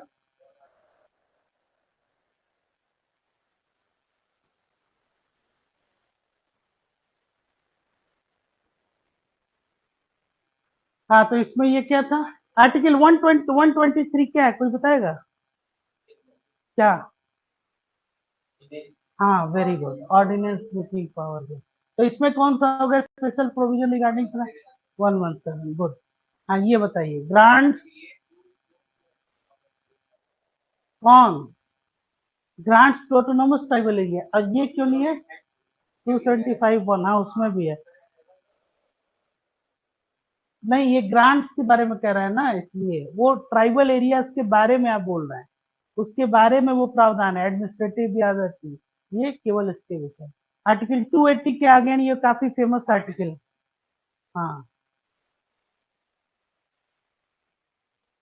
ये हमेशा इलेक्शन कमीशन के केस में सुपरिंटेंडेंस डायरेक्शन एंड कंट्रोल जो है, इसका ऑप्शन क्या होगा बताइए?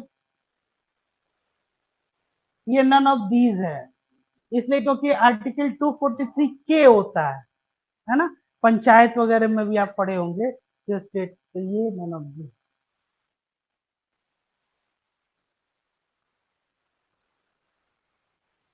यूटीज का जो हाई कोर्ट है ये तो काफी फेमस है, 241 जो है। 239 में यूटीज के बारे में प्रावधान है ना, 239 ए में आपका दिल्ली, दिल्ली कब बना था? नेशनल कैपिटल टेरिटरी कौन सा अमेंडमेंट है? कौन सा अमेंडमेंट है? National capital territory. सिक्किम किस कॉन्स्टिट्यूशनल अमेंडमेंट में आया था? कब आया था? 1975। अच्छा, आप लोग को एक दिन हम लिस्ट ये बोले थे बनाने के लिए में कि कौन कौन से यूनियन टेरिटरी स्टेट में आए, या वो भी दूसरे बैच में बोल गए? हाँ, तो उसको बनाया आप लोगों ने? अरे ये शाम में यही तो एक बैच है, और कौन सा बैच अब आ गया? हाँ, अब ये कहिए इसके पहले सर आप वहां पढ़ाते थे, वहां बताए होंगे, ये कोई मतलब हुआ? तो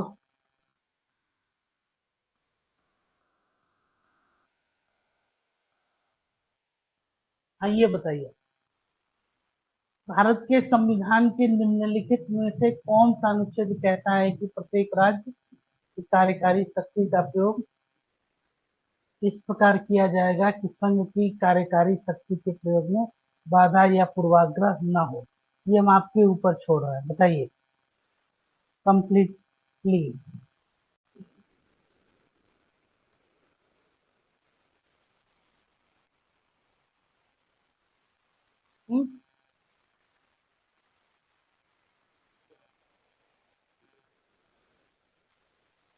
दिल्ली 1992, 1991 में आया दिल्ली जो है, 69th अमेंडमेंट।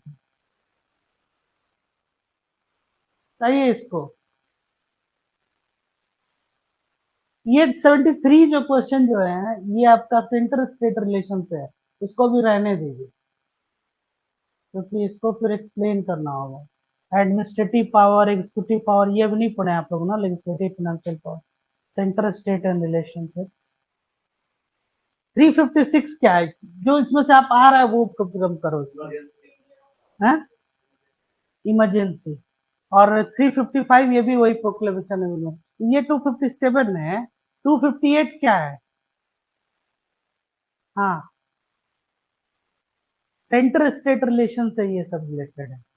इसमें है कि जैसे कि ये कह रहा है कि आप पहले से प्रिजुडिस नहीं होना है ना, कि अब जो भी स्टेट को क्या दिया गया है कि उसकी अपनी ऑटोनॉमी है, जैसे स्टेट लिस्ट में भी, तो जैसे अपने लेजिस्लेटिव स्फीयर में स्टेट क्या होता है, वो इंडिपेंडेंट होता है, और यूनियन अपने लेजिस्लेटिव स्फीयर में वो इंडिपेंडेंट होता है। अब इसमें ये है कि जो एग्जीक्यूटिव एक्शन जो बोले, इसमें ये क्या है, इसका इंटरफेरेंस ना हो, या फिर वो पहले से प्रिजुडिस नहीं है ना, तो ये वही उसी विषय में। डॉक्ट्राइन ऑफ प्लेजर जो है ये आपका आर्टिकल 310 है, और थ्री, ये जो डॉक्ट्राइन ऑफ प्लेजर है इसके लिए जो आपके सिविल सर्वेंट जो लोग होते हैं ना, इन्हीं को, क्योंकि हाँ, हाँ, तो डॉक्ट्राइन ऑफ प्लेजर जैसे है उसमें ये कहता है कि हाँ, क्या हुआ? हाँ, डॉक्ट्राइन ऑफ लैप्स। क्या था डॉक्ट्राइन ऑफ लैप्स वैसे?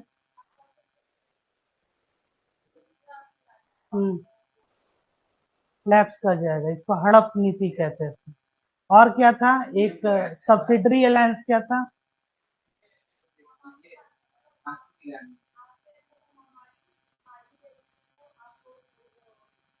सब्सिडरी अलायंस, और था एक आपका ये डॉक्ट्राइन ऑफ लैप्स, और तीसरा क्या था, एक विलय नीति जो थी, सहायक संधि, विलय नीति, हड़प नीति, तीन जो था। हाँ, तो क्या था, इसको थोड़ा सा एक्सप्लेन कीजिए तो। हाँ हाँ, इसमें से तीनों डलहौजी का ही था। हाँ, गलेजली। तो इसमें टीपू सुल्तान के साथ क्या था?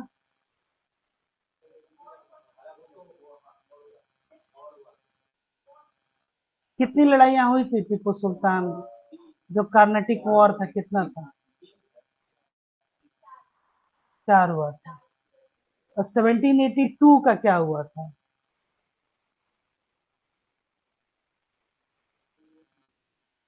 हैदर अली किस में लड़े थे? फर्स्ट में। हैदर अली की मृत्यु किस में हुई थी? थर्ड में। टीपू सुल्तान?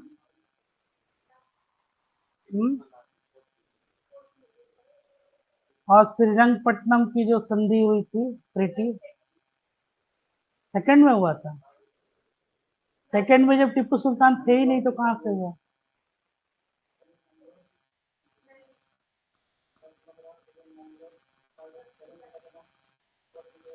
पूरे मॉडर्न हिस्ट्री में आपको हम बता दें, right from death of Aurangzeb 1707 से लेके 1947, इसमें अगर आप लिस्ट बनाइएगा टोटल वॉर का, किसी केस में 15-20 से ज्यादा लड़ाइयां नहीं होंगी जो आप लोग को पढ़ना है। आप लोग को हम सजेस्ट कर रहे हैं अभी भी कि जाइए उसका लिस्ट एक बना लीजिए एक टेबल पे, बुक में, और इसके इसमें मत पढ़िए। जैसे एंग्लो मराठा, एंग्लो आपका ये मैसूर वॉर, ठीक है, एंग्लो आपका ये अफगान जो वॉर हुआ था, उसमें एक में कौन था? लॉर्ड लिटन था। कौन गवर्नर थे, क्या हुआ था, कितनी ट्रीटी, उस ट्रीटी में क्या क्या फाइंड आउट। हार्डली 2 पेज का ये काम, आपको सही बता रहा है। इसको बार बार रिवीजन, और ये तब आपको ये रिफ्लेक्सेस पे आएगा, और इसको कहीं भी आप आंसर राइटिंग में भी यूज कर सकते हैं। इसको एकदम, मतलब इसको टालिए नहीं इस काम को, ये बहुत इंपॉर्टेंट है, ये सब याद होना चाहिए किसी समय में। जैसे एक, अब इसी से इनोवेटिव क्वेश्चंस आते हैं। जैसे उस टाइम का कोई पॉलिटिकल डेवलपमेंट, और ये दोनों को मिक्स कर देगा, आपको लगेगा कहाँ से पूछ रहा है ना? जैसे कि इसमें से कोई एक ऐसा बताइए, कौन सा लॉर्ड गवर्नर, एक क्वेश्चन आएगा जो नेपोलियन को भी हराया है और टीपू सुल्तान को भी हराया है। जनाब आया ना? है, कॉर्नवालिस कहाँ से आ गए? अब ये सोचिएगा। हाँ, बेलेजली में ही कौन सा? आर्थर बेलेजली। हाँ, वो टीपू सुल्तान को भी हराया है, नेपोलियन को भी हराया है। अब नेपोलियन कहाँ, टीपू सुल्तान कहाँ, दोनों को कनेक्ट कर दिया गया, है ना? जैकोबियन क्लब का मेंबर कौन था? हाँ, तो बस ये सब जो चीजें है ना, ये याद होना चाहिए बिल्कुल। ऐसे ही Anglo Mysore, Anglo Carnatic war जो हुआ था, फिर उसमें 1748 में कौन सी लड़ाई हुई थी? 3 कर्नाटिक, 4 आपके ये मैसूर हो गए। फिर उसके बाद से एंग्लो पंजाब जो है वो आपका एंग्लो सिख वॉर जो कहते हैं। फिर एंग्लो नेपाल हो गया। फिर एंग्लो अफगान, अफगान 2 लड़ाई हुई थी। एक आपका जो 1878-79 में जो आपका लॉर्ड लिटन था। ये सब टिप्स ऑफ द टंग होना चाहिए, जैसे। हाँ, उसके बाद से किसमें कौन कौन सी ट्रीटी हुई थी, जैसे बैटल ऑफ बक्सर, फिर ये सब जो है, तब जाके ऑब्जेक्टिव दे, उसका यहाँ भी यूज होता है। ऐसा नहीं है कि आइसोलेशन में कि पॉलिटी डिफरेंट है, ये अलग हो गया, है ना? ठीक है।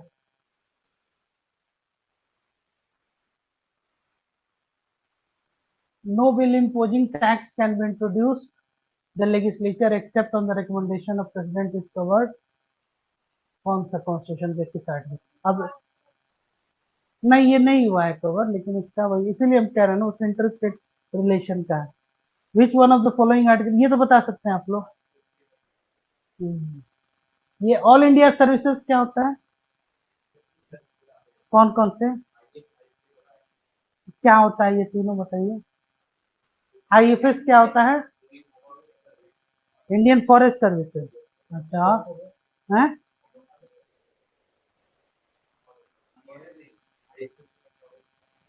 हाँ, फॉरेन सर्विसेज की फॉरेस्ट सर्विसेज?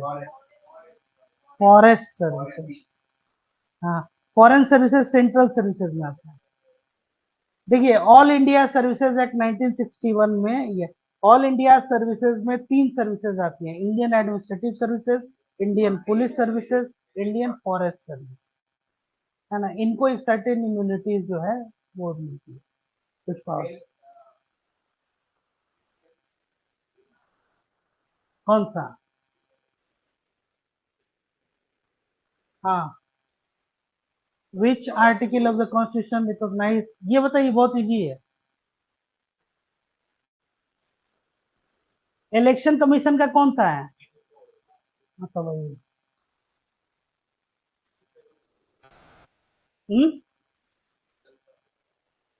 नहीं, वही है, पावर सुपरिंटेंडेंस कंट्रोल। मतलब जिसकी उम्र 18 वर्ष हो गई है वो वोट कर सकता है, यूनिवर्सल एडल्ट सफरेज। ये जो पहले आयु कितनी होती थी, 21 वर्ष, ये कब किया गया, 18 साल। ये किस, अभी बताया ना इसको, कितना कौन सा बता रहे हैं आर्टिकल? 3 to 4 कहां से हो गया? 3 to 6। हाँ, तो अब इसमें ये था कि ये कब, तो राजीव गांधी गवर्नमेंट थी तो उसी में ये चेंज किया गया था, ठीक है ना। इसका ये एक वन ऑफ द फीचर है आपके कॉन्स्टिट्यूशन का, सैलेंट है। नहीं, राजीव गांधी। तो इसीलिए बहुत ज्यादा यूथ जो है उनके वोटर भी हैं, उनमें बहुत ज्यादा लोकप्रिय भी वो बने कम एज में। अब इसमें ये समझना है कि जैसे कि ये क्यों यूनिवर्सल एडल्ट सफरेज आपका one of the important feature होता है कॉन्स्टिट्यूशन का, सोचिए थोड़ा सा। यूनिवर्सल एडल्ट सफरेज, वो हर व्यक्ति जो 18 वर्ष से ऊपर है वो क्या कर सकता है, वोट कर सकता है। और जो राइट टू वोट है आपका, वो कॉन्स्टिट्यूशनल राइट है, इस चीज को ध्यान में रखिए, वो भी यहीं से डिराइव होता है। और इसके अलावे रिप्रेजेंटेशन ऑफ पीपुल एक्ट 1951 वो भी गारंटी देता है। तो आरपीए 1951 क्या है, एक स्टैट्यूटरी एक्ट है। और ये क्या है, ये कॉन्स्टिट्यूशन ऑफ इंडिया में ये प्रावधान आपको ये दिया गया है। इलेक्शन कमीशन कौन सा पार्ट है ये, पार्ट अभी लास्ट क्लास में बताया था आप लोगों को। इलेक्शन कमीशन किस पार्ट में आता है, बताइए। पार्ट 20, पार्ट 20 कॉन्स्टिट्यूशन का अमेंडमेंट आता है, उसमें एक ही आर्टिकल है। पार्ट एक एक करके बताइए तो। हम्म, वही बताइए 8 तक जो याद है। ये लिखो है, लिखे हैं आप लोग, तो बस उसको पढ़िए। नोटबुक, नोटबुक लाई हो कि नहीं? हाँ, तो देखो बताओ एक एक करके। हम्म, पार्ट 13 कौन सा है, कौन से पार्ट को रिपील किया गया था? पार्ट 7 को। पार्ट 7 में क्या था पहले?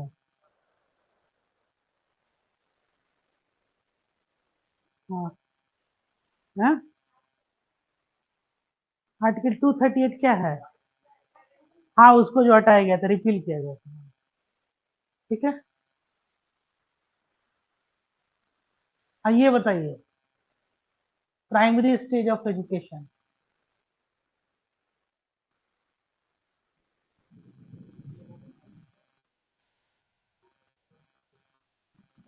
इसको मान लीजिए कि आपको नहीं मालूम है, इसको अटेम्प्ट करना एग्जाम में, कैसे करेंगे?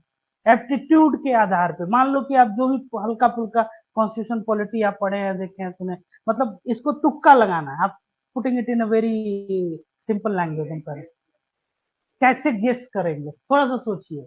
संविधान के किस अनुच्छेद में यह प्रावधान है कि प्रत्येक राज्य का यह प्रयास होगा कि शिक्षा के प्राथमिक स्तर पर मातृभाषा में शिक्षा की पर्याप्त सुविधा प्रदान करें? अब शिक्षा से संबंधित इतना तो आपको मालूम है कि आर्टिकल 21A में इसको बाद में इंसर्ट किया गया है, डीपीएसपी में भी बाद में इंसर्ट किया गया ड्यूटी में, तो इतना तो पता चल गया कि ये भाई इंसर्टेड आर्टिकल होगा।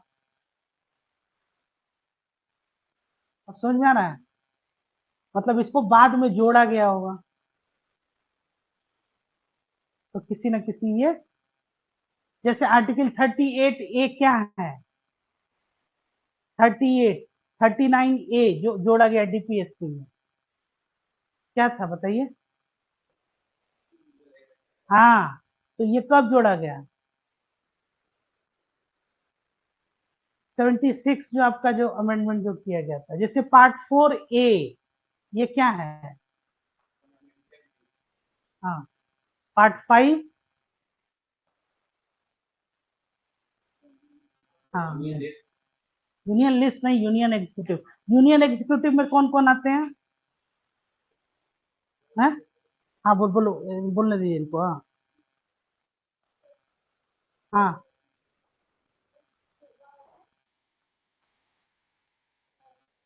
यूनियन एग्जीक्यूटिव पूछे हैं। यूनियन एग्जीक्यूटिव में गवर्नर नहीं आते हैं, प्रेसिडेंट, वाइस प्रेसिडेंट और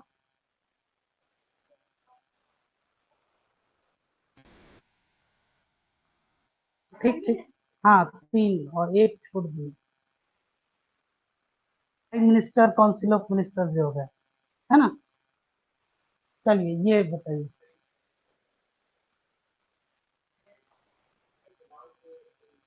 किसमें?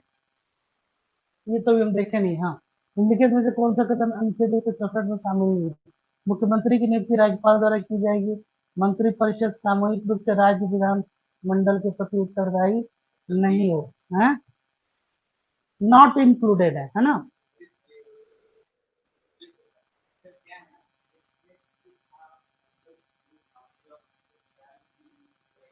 ए मिनिस्टर हु फॉर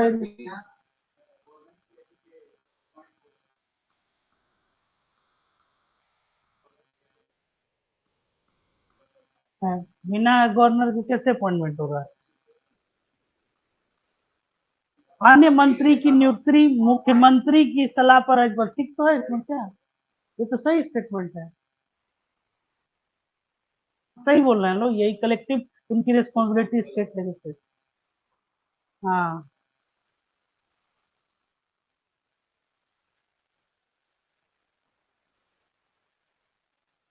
ये बताइए।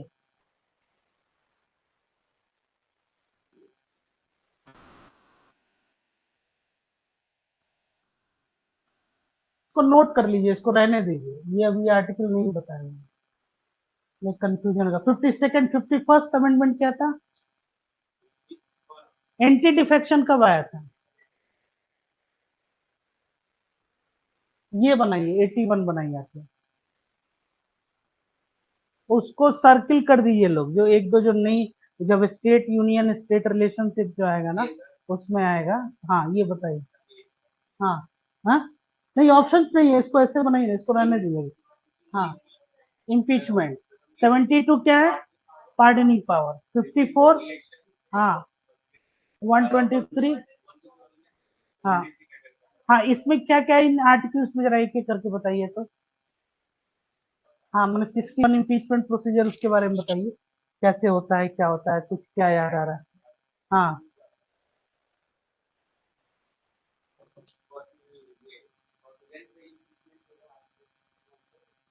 ठीक है।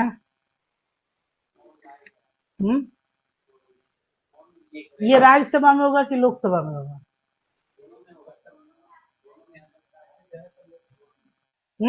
ज्यादातर लोकसभा में, इसका क्या मतलब हुआ? किसी 2/3 इंट्रोड्यूस करने के लिए न्यूनतम कितने चाहिए? 1/4 है। पहले इंट्रोड्यूस करने के लिए कितने मिनिस्टर्स का सिग्नेचर चाहिए? हाँ, ओनली 50। 50 राज्यसभा में। हाँ, और उसके अलावा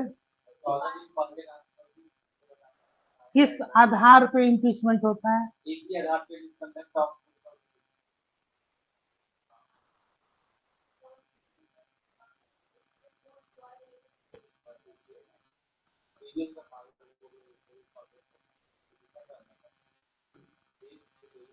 यही बेस है, यही ग्राउंड है, ये ग्राउंड नहीं है। वायलेशन ऑफ द कॉन्स्टिट्यूशन, वही नहीं, अब मिसकंडक्ट ऑफ द कॉन्स्टिट्यूशन, जो डिसअफेक्ट, नहीं, वो जो आप बता रहे हो ना, वो है सिटीजनशिप वाला, उससे कि हम लॉयल नहीं है, डिसअफेक्शनेट है। यहाँ वायलेशन ऑफ द कॉन्स्टिट्यूशन है, अगेंस्ट नहीं, दोनों में फर्क है। वायलेशन मतलब कि संविधान का ये क्या कर रहे हैं, उल्लंघन कर रहे हैं। वायलेशन, वहां जो मिसकंडक्ट तो है ही नहीं है, स्लिप ऑफ टंग नहीं है, वही तो हम समझा रहे हैं, स्लिप ऑफ टंग नहीं है, हम जो समझा रहे हैं उसको समझिए।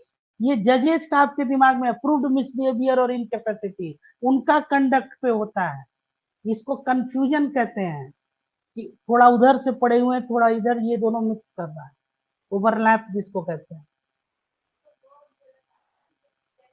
तो वो हम समझ रहे हैं कि आप लोगों को मालूम है वो तो, लेकिन भाई वायलेशन ऑफ द कॉन्स्टिट्यूशन। अच्छा, ये जो डिसलॉयल और डिसअफेक्शनेट है किसके लिए होता है, वो सिटीजनशिप में भी था कि वहां पे, यहाँ मिसकंडक्ट नहीं, प्रूव्ड मिसबिहेवियर और इनकैपेसिटी इस ग्राउंड पे जजेस को आता है ना। और वाइस प्रेसिडेंट को किस ग्राउंड पर हटाएंगे?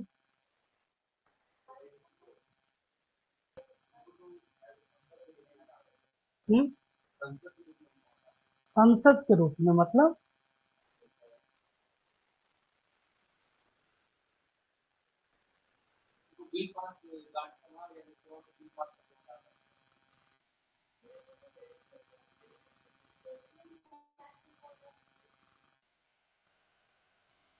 वाइस प्रेसिडेंट को किस ग्राउंड पे हटाते हैं? वाइस प्रेसिडेंट का कोई ग्राउंड ही नहीं होता है, उनको जब चाहे आप जैसे चाहोगे आप, लेकिन राज्यसभा में और जो हटा, हाँ बिल्कुल, तो अब उसके बाद से उनका कोई ग्राउंड डिफाइन नहीं है। और कैसे हटाते हैं, मेजोरिटी क्या है उनके लिए, effective majority, all the then members, और उसका जो है वो 50। एक बार और फिर से पढ़ाना पड़ेगा, ये क्लियर है। और पार्डनिंग पावर क्या है, इसके बारे में कुछ बताइए।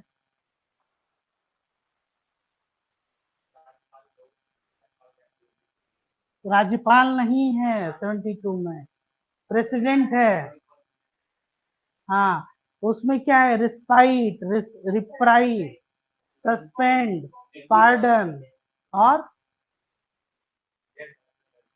नहीं, डेथ सेंटेंस को क्या कर सकते हैं, या तो कम्यूट कर सकते हैं, रिस्पाइट कर सकते हैं, रिप्राइव कर सकते हैं, या फिर जैसे कि मत एक राहत कर दिए, है ना, रिमिट कर सकते हैं, वही रिमिशन जो आप कह रहे हैं, ये सब लिखवाए हुए हैं। अच्छा, आप लोग वही शाम वाला बैच होगा ना? हाँ, हाँ, उसमें यूनियन एग्जीक्यूटिव वगैरह सब ये सब खत्म हो गया। चलिए ठीक है, कोई नहीं। हाँ, तो उसमें ये है कि क्षमादान, अब इसमें कोर्ट मार्शल जो है वो भी वो कर सकते हैं। इसको लेके हमेशा एक आर्गुमेंट होता था कि क्या ये एग्जीक्यूटिव पावर है कि जुडिशियल पावर है ना। तो इसमें कुछ स्कॉलर्स ये मानते हैं कि ये एग्जीक्यूटिव पावर ही होता है, ये कोई एक्स्ट्रा ऑर्डिनरी नहीं है।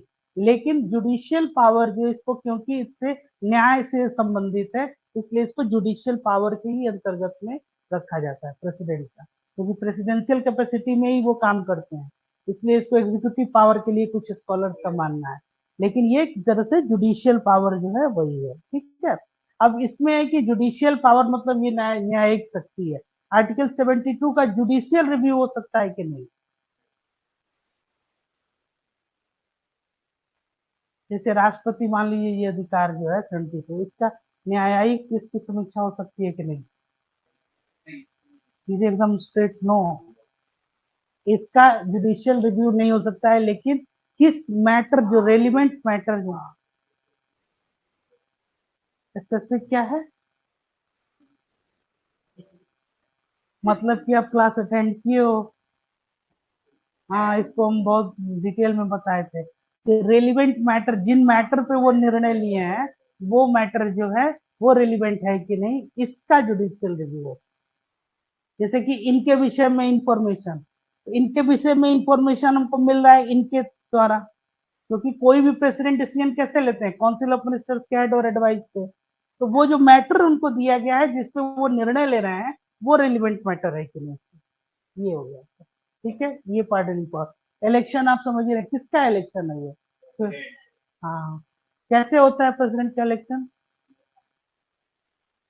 हाँ, और ये आर्टिकल 123 क्या है, ये 123 आर्टिकल क्या, ordinance making power of president, एक लेजिस्लेचर, ये क्या है, लेजिस्लेटिव पावर है। तो अगर दोनों हाउस सेशन में नहीं है तो प्रेसिडेंट चाहे तो ऑर्डिनेंस क्या कर सकते हैं, लेकिन वो कितने दिन के बाद वो अप्रूव ये करना होता है पार्लियामेंट। इकलौता आर्टिकल है जहां वीक वर्ड यूज किया गया है। 6 वीक, ध्यान रखिए। 76 क्या अटॉर्नी जनरल के बारे में बताइए कुछ।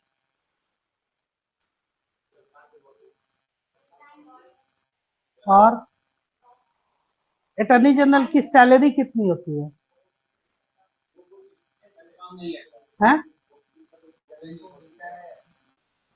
क्या होता है? जितना चाहे उतना ले लें।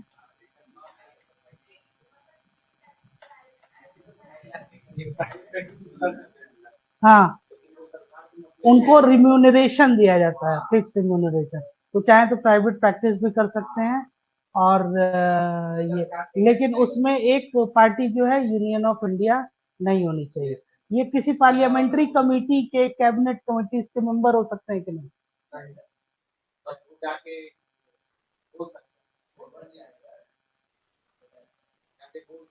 कहाँ बोल सकते हैं? किसी भी सदन में। और कोर्ट में, किसी भी कोर्ट में वो जा सकते हैं। Right to audience, right to speech, दोनों इनको होता है ना। लेकिन राइट टू वोट, क्योंकि ये मेंबर नहीं होते हैं हाउस के। अच्छा, और इनके बारे में बताइए। ये किसी भी कमेटी के मेंबर हो सकते हैं। जैसे कोई पार्लियामेंट्री कमेटी बना, मान लीजिए इलेक्शन जो अभी, उसके मेंबर वो हो सकते हैं। रैंक वाइज इनका क्या होता है अटॉर्नी जनरल का? क्या क्वालिफिकेशन होना चाहिए? है? नहीं, प्रेसिडेंट से, हाँ हाँ, सुप्रीम कोर्ट के जज की योग्यता जो है होनी चाहिए। वकील कैसे हो?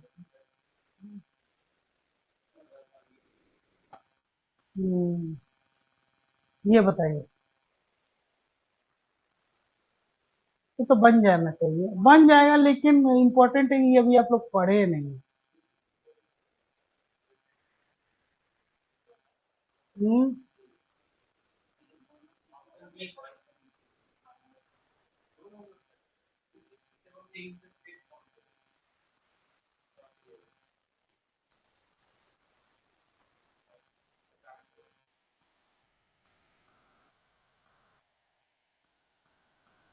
में कुछ सोचना ही नहीं है, जैसे है बस, जैसे है वही आंसर होगा।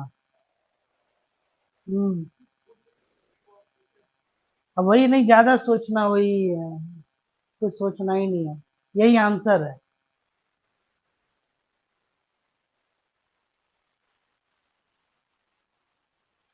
कंसोलिडेटेड फंड ऑफ इंडिया, फिर कंटिजेंसी फंड ऑफ इंडिया, फिर इंटर स्टेट काउंसिल, और फिर taxes not be imposed by authority.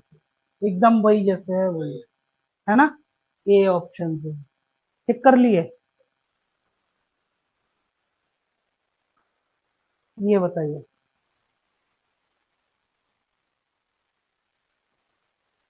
इसमें भी कुछ नहीं सोचना है, ये सब रिफ्लेक्सेस पे सवाल बनेगा। बीपीएससी जो है कौन सा होगा इसमें? देखो,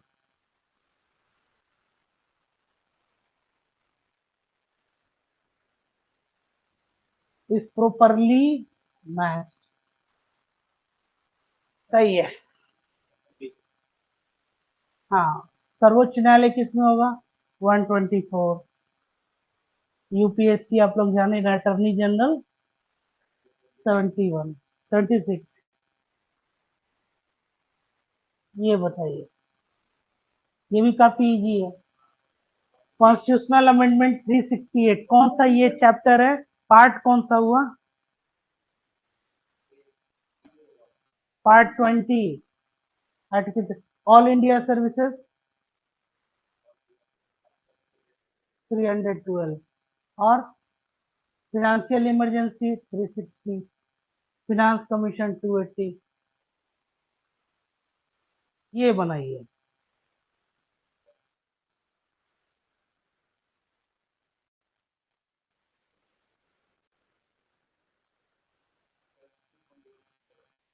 हम्म, ये कौन सा होगा? नागालैंड गलत है। और ये असम, मेघालय, मिजोरम। क्या?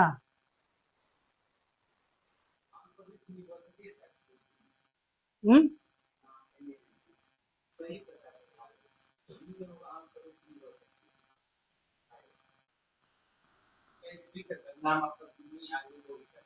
अरे तो जो भी है बताइए, तो वही तो ट्रिक याद रहा, ये भूल गए। सब्जी बनाइए, पनीर चिली बनाइए, उससे क्या फर्क पड़ता है? क्वेश्चन सीधे आर्टिकल है। देखिए ट्रिक जो आप लोग बनाते हैं ना, इसका भी एक लिमिटेशन है, आपको बता देते हैं। तो ट्रिक ऐसा कि जो आसानी से याद हो जाए।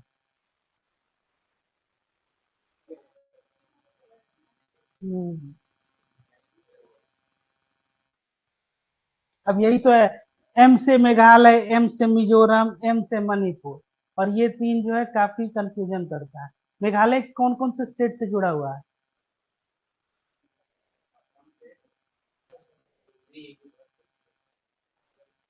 वेस्ट बंगाल से जुड़ा है कि नहीं? पक्का? सिक्किम से? त्रिपुरा? मणिपुर? तब किससे जुड़ा हुआ है? अरुणाचल से? और तो उधर कुछ नहीं छूट रहा है। नागालैंड से? म्यांमार से? सब तो हो ही गया पूरा नॉर्थ ईस्ट, अब किससे जुड़ा हुआ है भाई?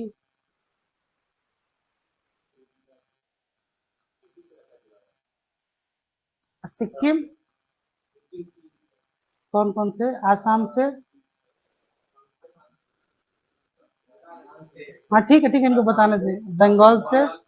हाँ। चाइना से?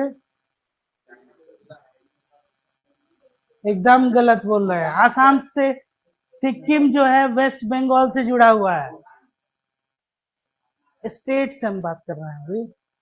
केवल और केवल जो है आपका ये हम लगभग पूछते ही रहते हैं, और लगभग आप गलत बताते ही रहते हैं। इसलिए सबसे नहीं, नॉर्थ ईस्ट का जाइए और मैप बना। मेघालय और सिक्किम दो ऐसे स्टेट हैं जो एक एक स्टेट से जुड़े थे। अभी हम ये इंटरनेशनल बाउंड्री की बात नहीं कर रहे हैं सिक्किम का, केवल वो वेस्ट बंगाल से जुड़ा हुआ है। और सिक्किम के साथ सिंपल कंफ्यूजन है कि आसाम से आप जोड़ दीजिएगा। वही मेघालय, नॉर्थ ईस्ट के जितने हैं वो सब आसाम से टच होते हैं। हाँ, एक्सेप्ट सिक्किम। सिक्किम बंगाल, वही जो दार्जिलिंग वाली जो सड़क है ना, वही आगे गैंगटोक चली जाएगी, वहां से तो वेस्ट बंगाल जो होता है। हाँ, और म्यांमार के कितने हो गए? म्यांमार से जो जुड़ा हुआ है कौन कौन सा? हाँ, ये ध्यान में रखिएगा। ब्लू माउंटेन कहाँ होता है? हाँ, ये बताइए, ये देखिए, ये तो काफी इजी है।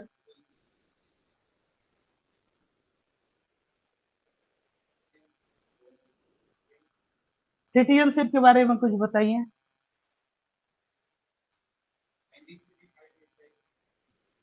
कौन सा? अमेंडमेंट ही हो गया पहले, सिटीजनशिप एक्ट का वो। हाँ, इतना ना सीए सीए सुन लिया है कि वही सिटीजनशिप बन गई। वो सीए 2019 है, तो सिटीजनशिप एक्ट था। पहले एक्ट बनेगा तब तो अमेंडमेंट होगा।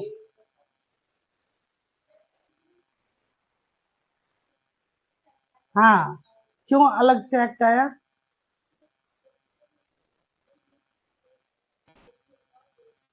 There is no permanent and elaborate provision in the Constitution. Under Article 11 of the Constitution, it is the Constitution that empowers. It is the Parliament which empowers for the Act for Citizenship. In this regard, Parliament has enacted Citizenship Act 1955. क्या क्या प्रावधान है citizen बनने का?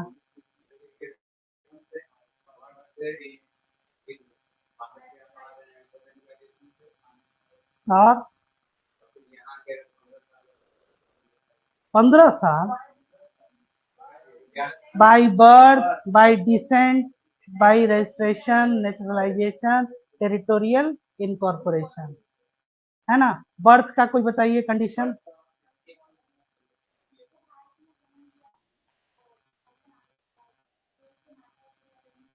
Good, कब से कब तक, डेट बताओ। 1 जुलाई 1987 के पहले जिसका भी जन्म हुआ है वो क्या हो जाएगा यहाँ का नागरिक। और 1 जुलाई 87 के बाद का क्या है? हाँ, और इसमें ये बाय डिसेंट का क्या है?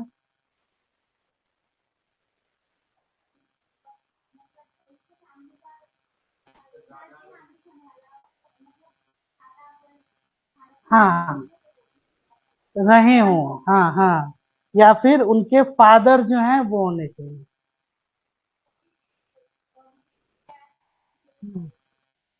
गुड। और क्या है? यूनियन जुडिशरी, ये तो भी नहीं होता, ये तो बन जाना चाहिए।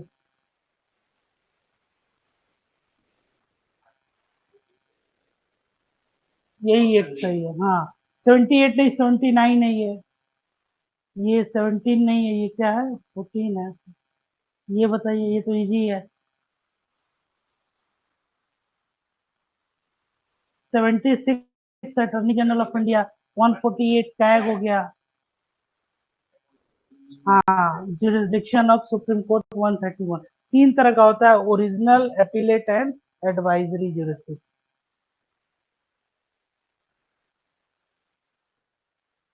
राइट टू इक्वालिटी, हाँ। 36 डीपीएसपी हो गया आपका। 368 अमेंडमेंट प्रोसीजर।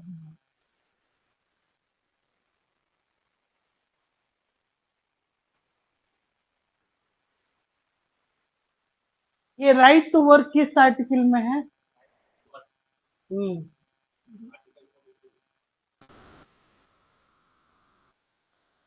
ये free and compulsory education of children, 45। Article 14, हाँ। और राइट टू वर्क आपका कहाँ है? आर्टिकल 41, है ना। और हाँ, ह्यूमन कंडीशंस एंड वर्क आपका 42 है ना। और क्या हो गया? Free and compulsory education 40। ये जो राइट टू वर्क है, ये फंडामेंटल राइट है कि नहीं? हाँ, नॉट करेक्टली मैच, ये ध्यान दीजिएगा। Separation of judiciary from executive किसमें है? आर्टिकल 50 में है ये।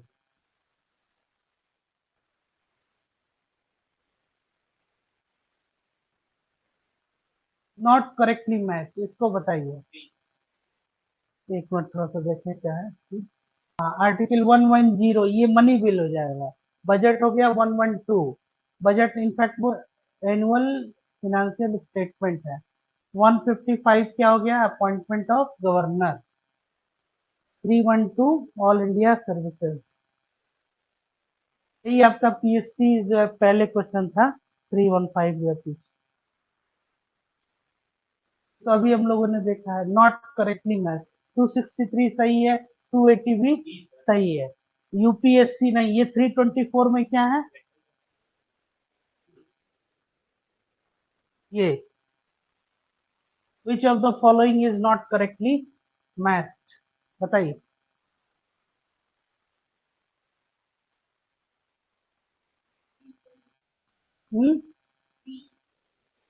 Protection against arrest and detention, ये 22 है। किसमें है? 23 में चाइल्ड है। एबोलिशन ऑफ अनटचेबिलिटी, ये protection of interest of minorities 29 में है। कल्चरल एंड एजुकेशनल राइट, इसमें से कौन कौन से सिटीजन्स को हैं? 29 ओनली। इसके अलावा कौन कौन से हैं? 15, 16, 19, 29, 30। गुड। चलिए, ये जो है चैप्टर, इसमें 2 या 3 क्वेश्चंस ऐसे थे जो आगे आप लोग को और डिटेल में उसको पढ़ना है।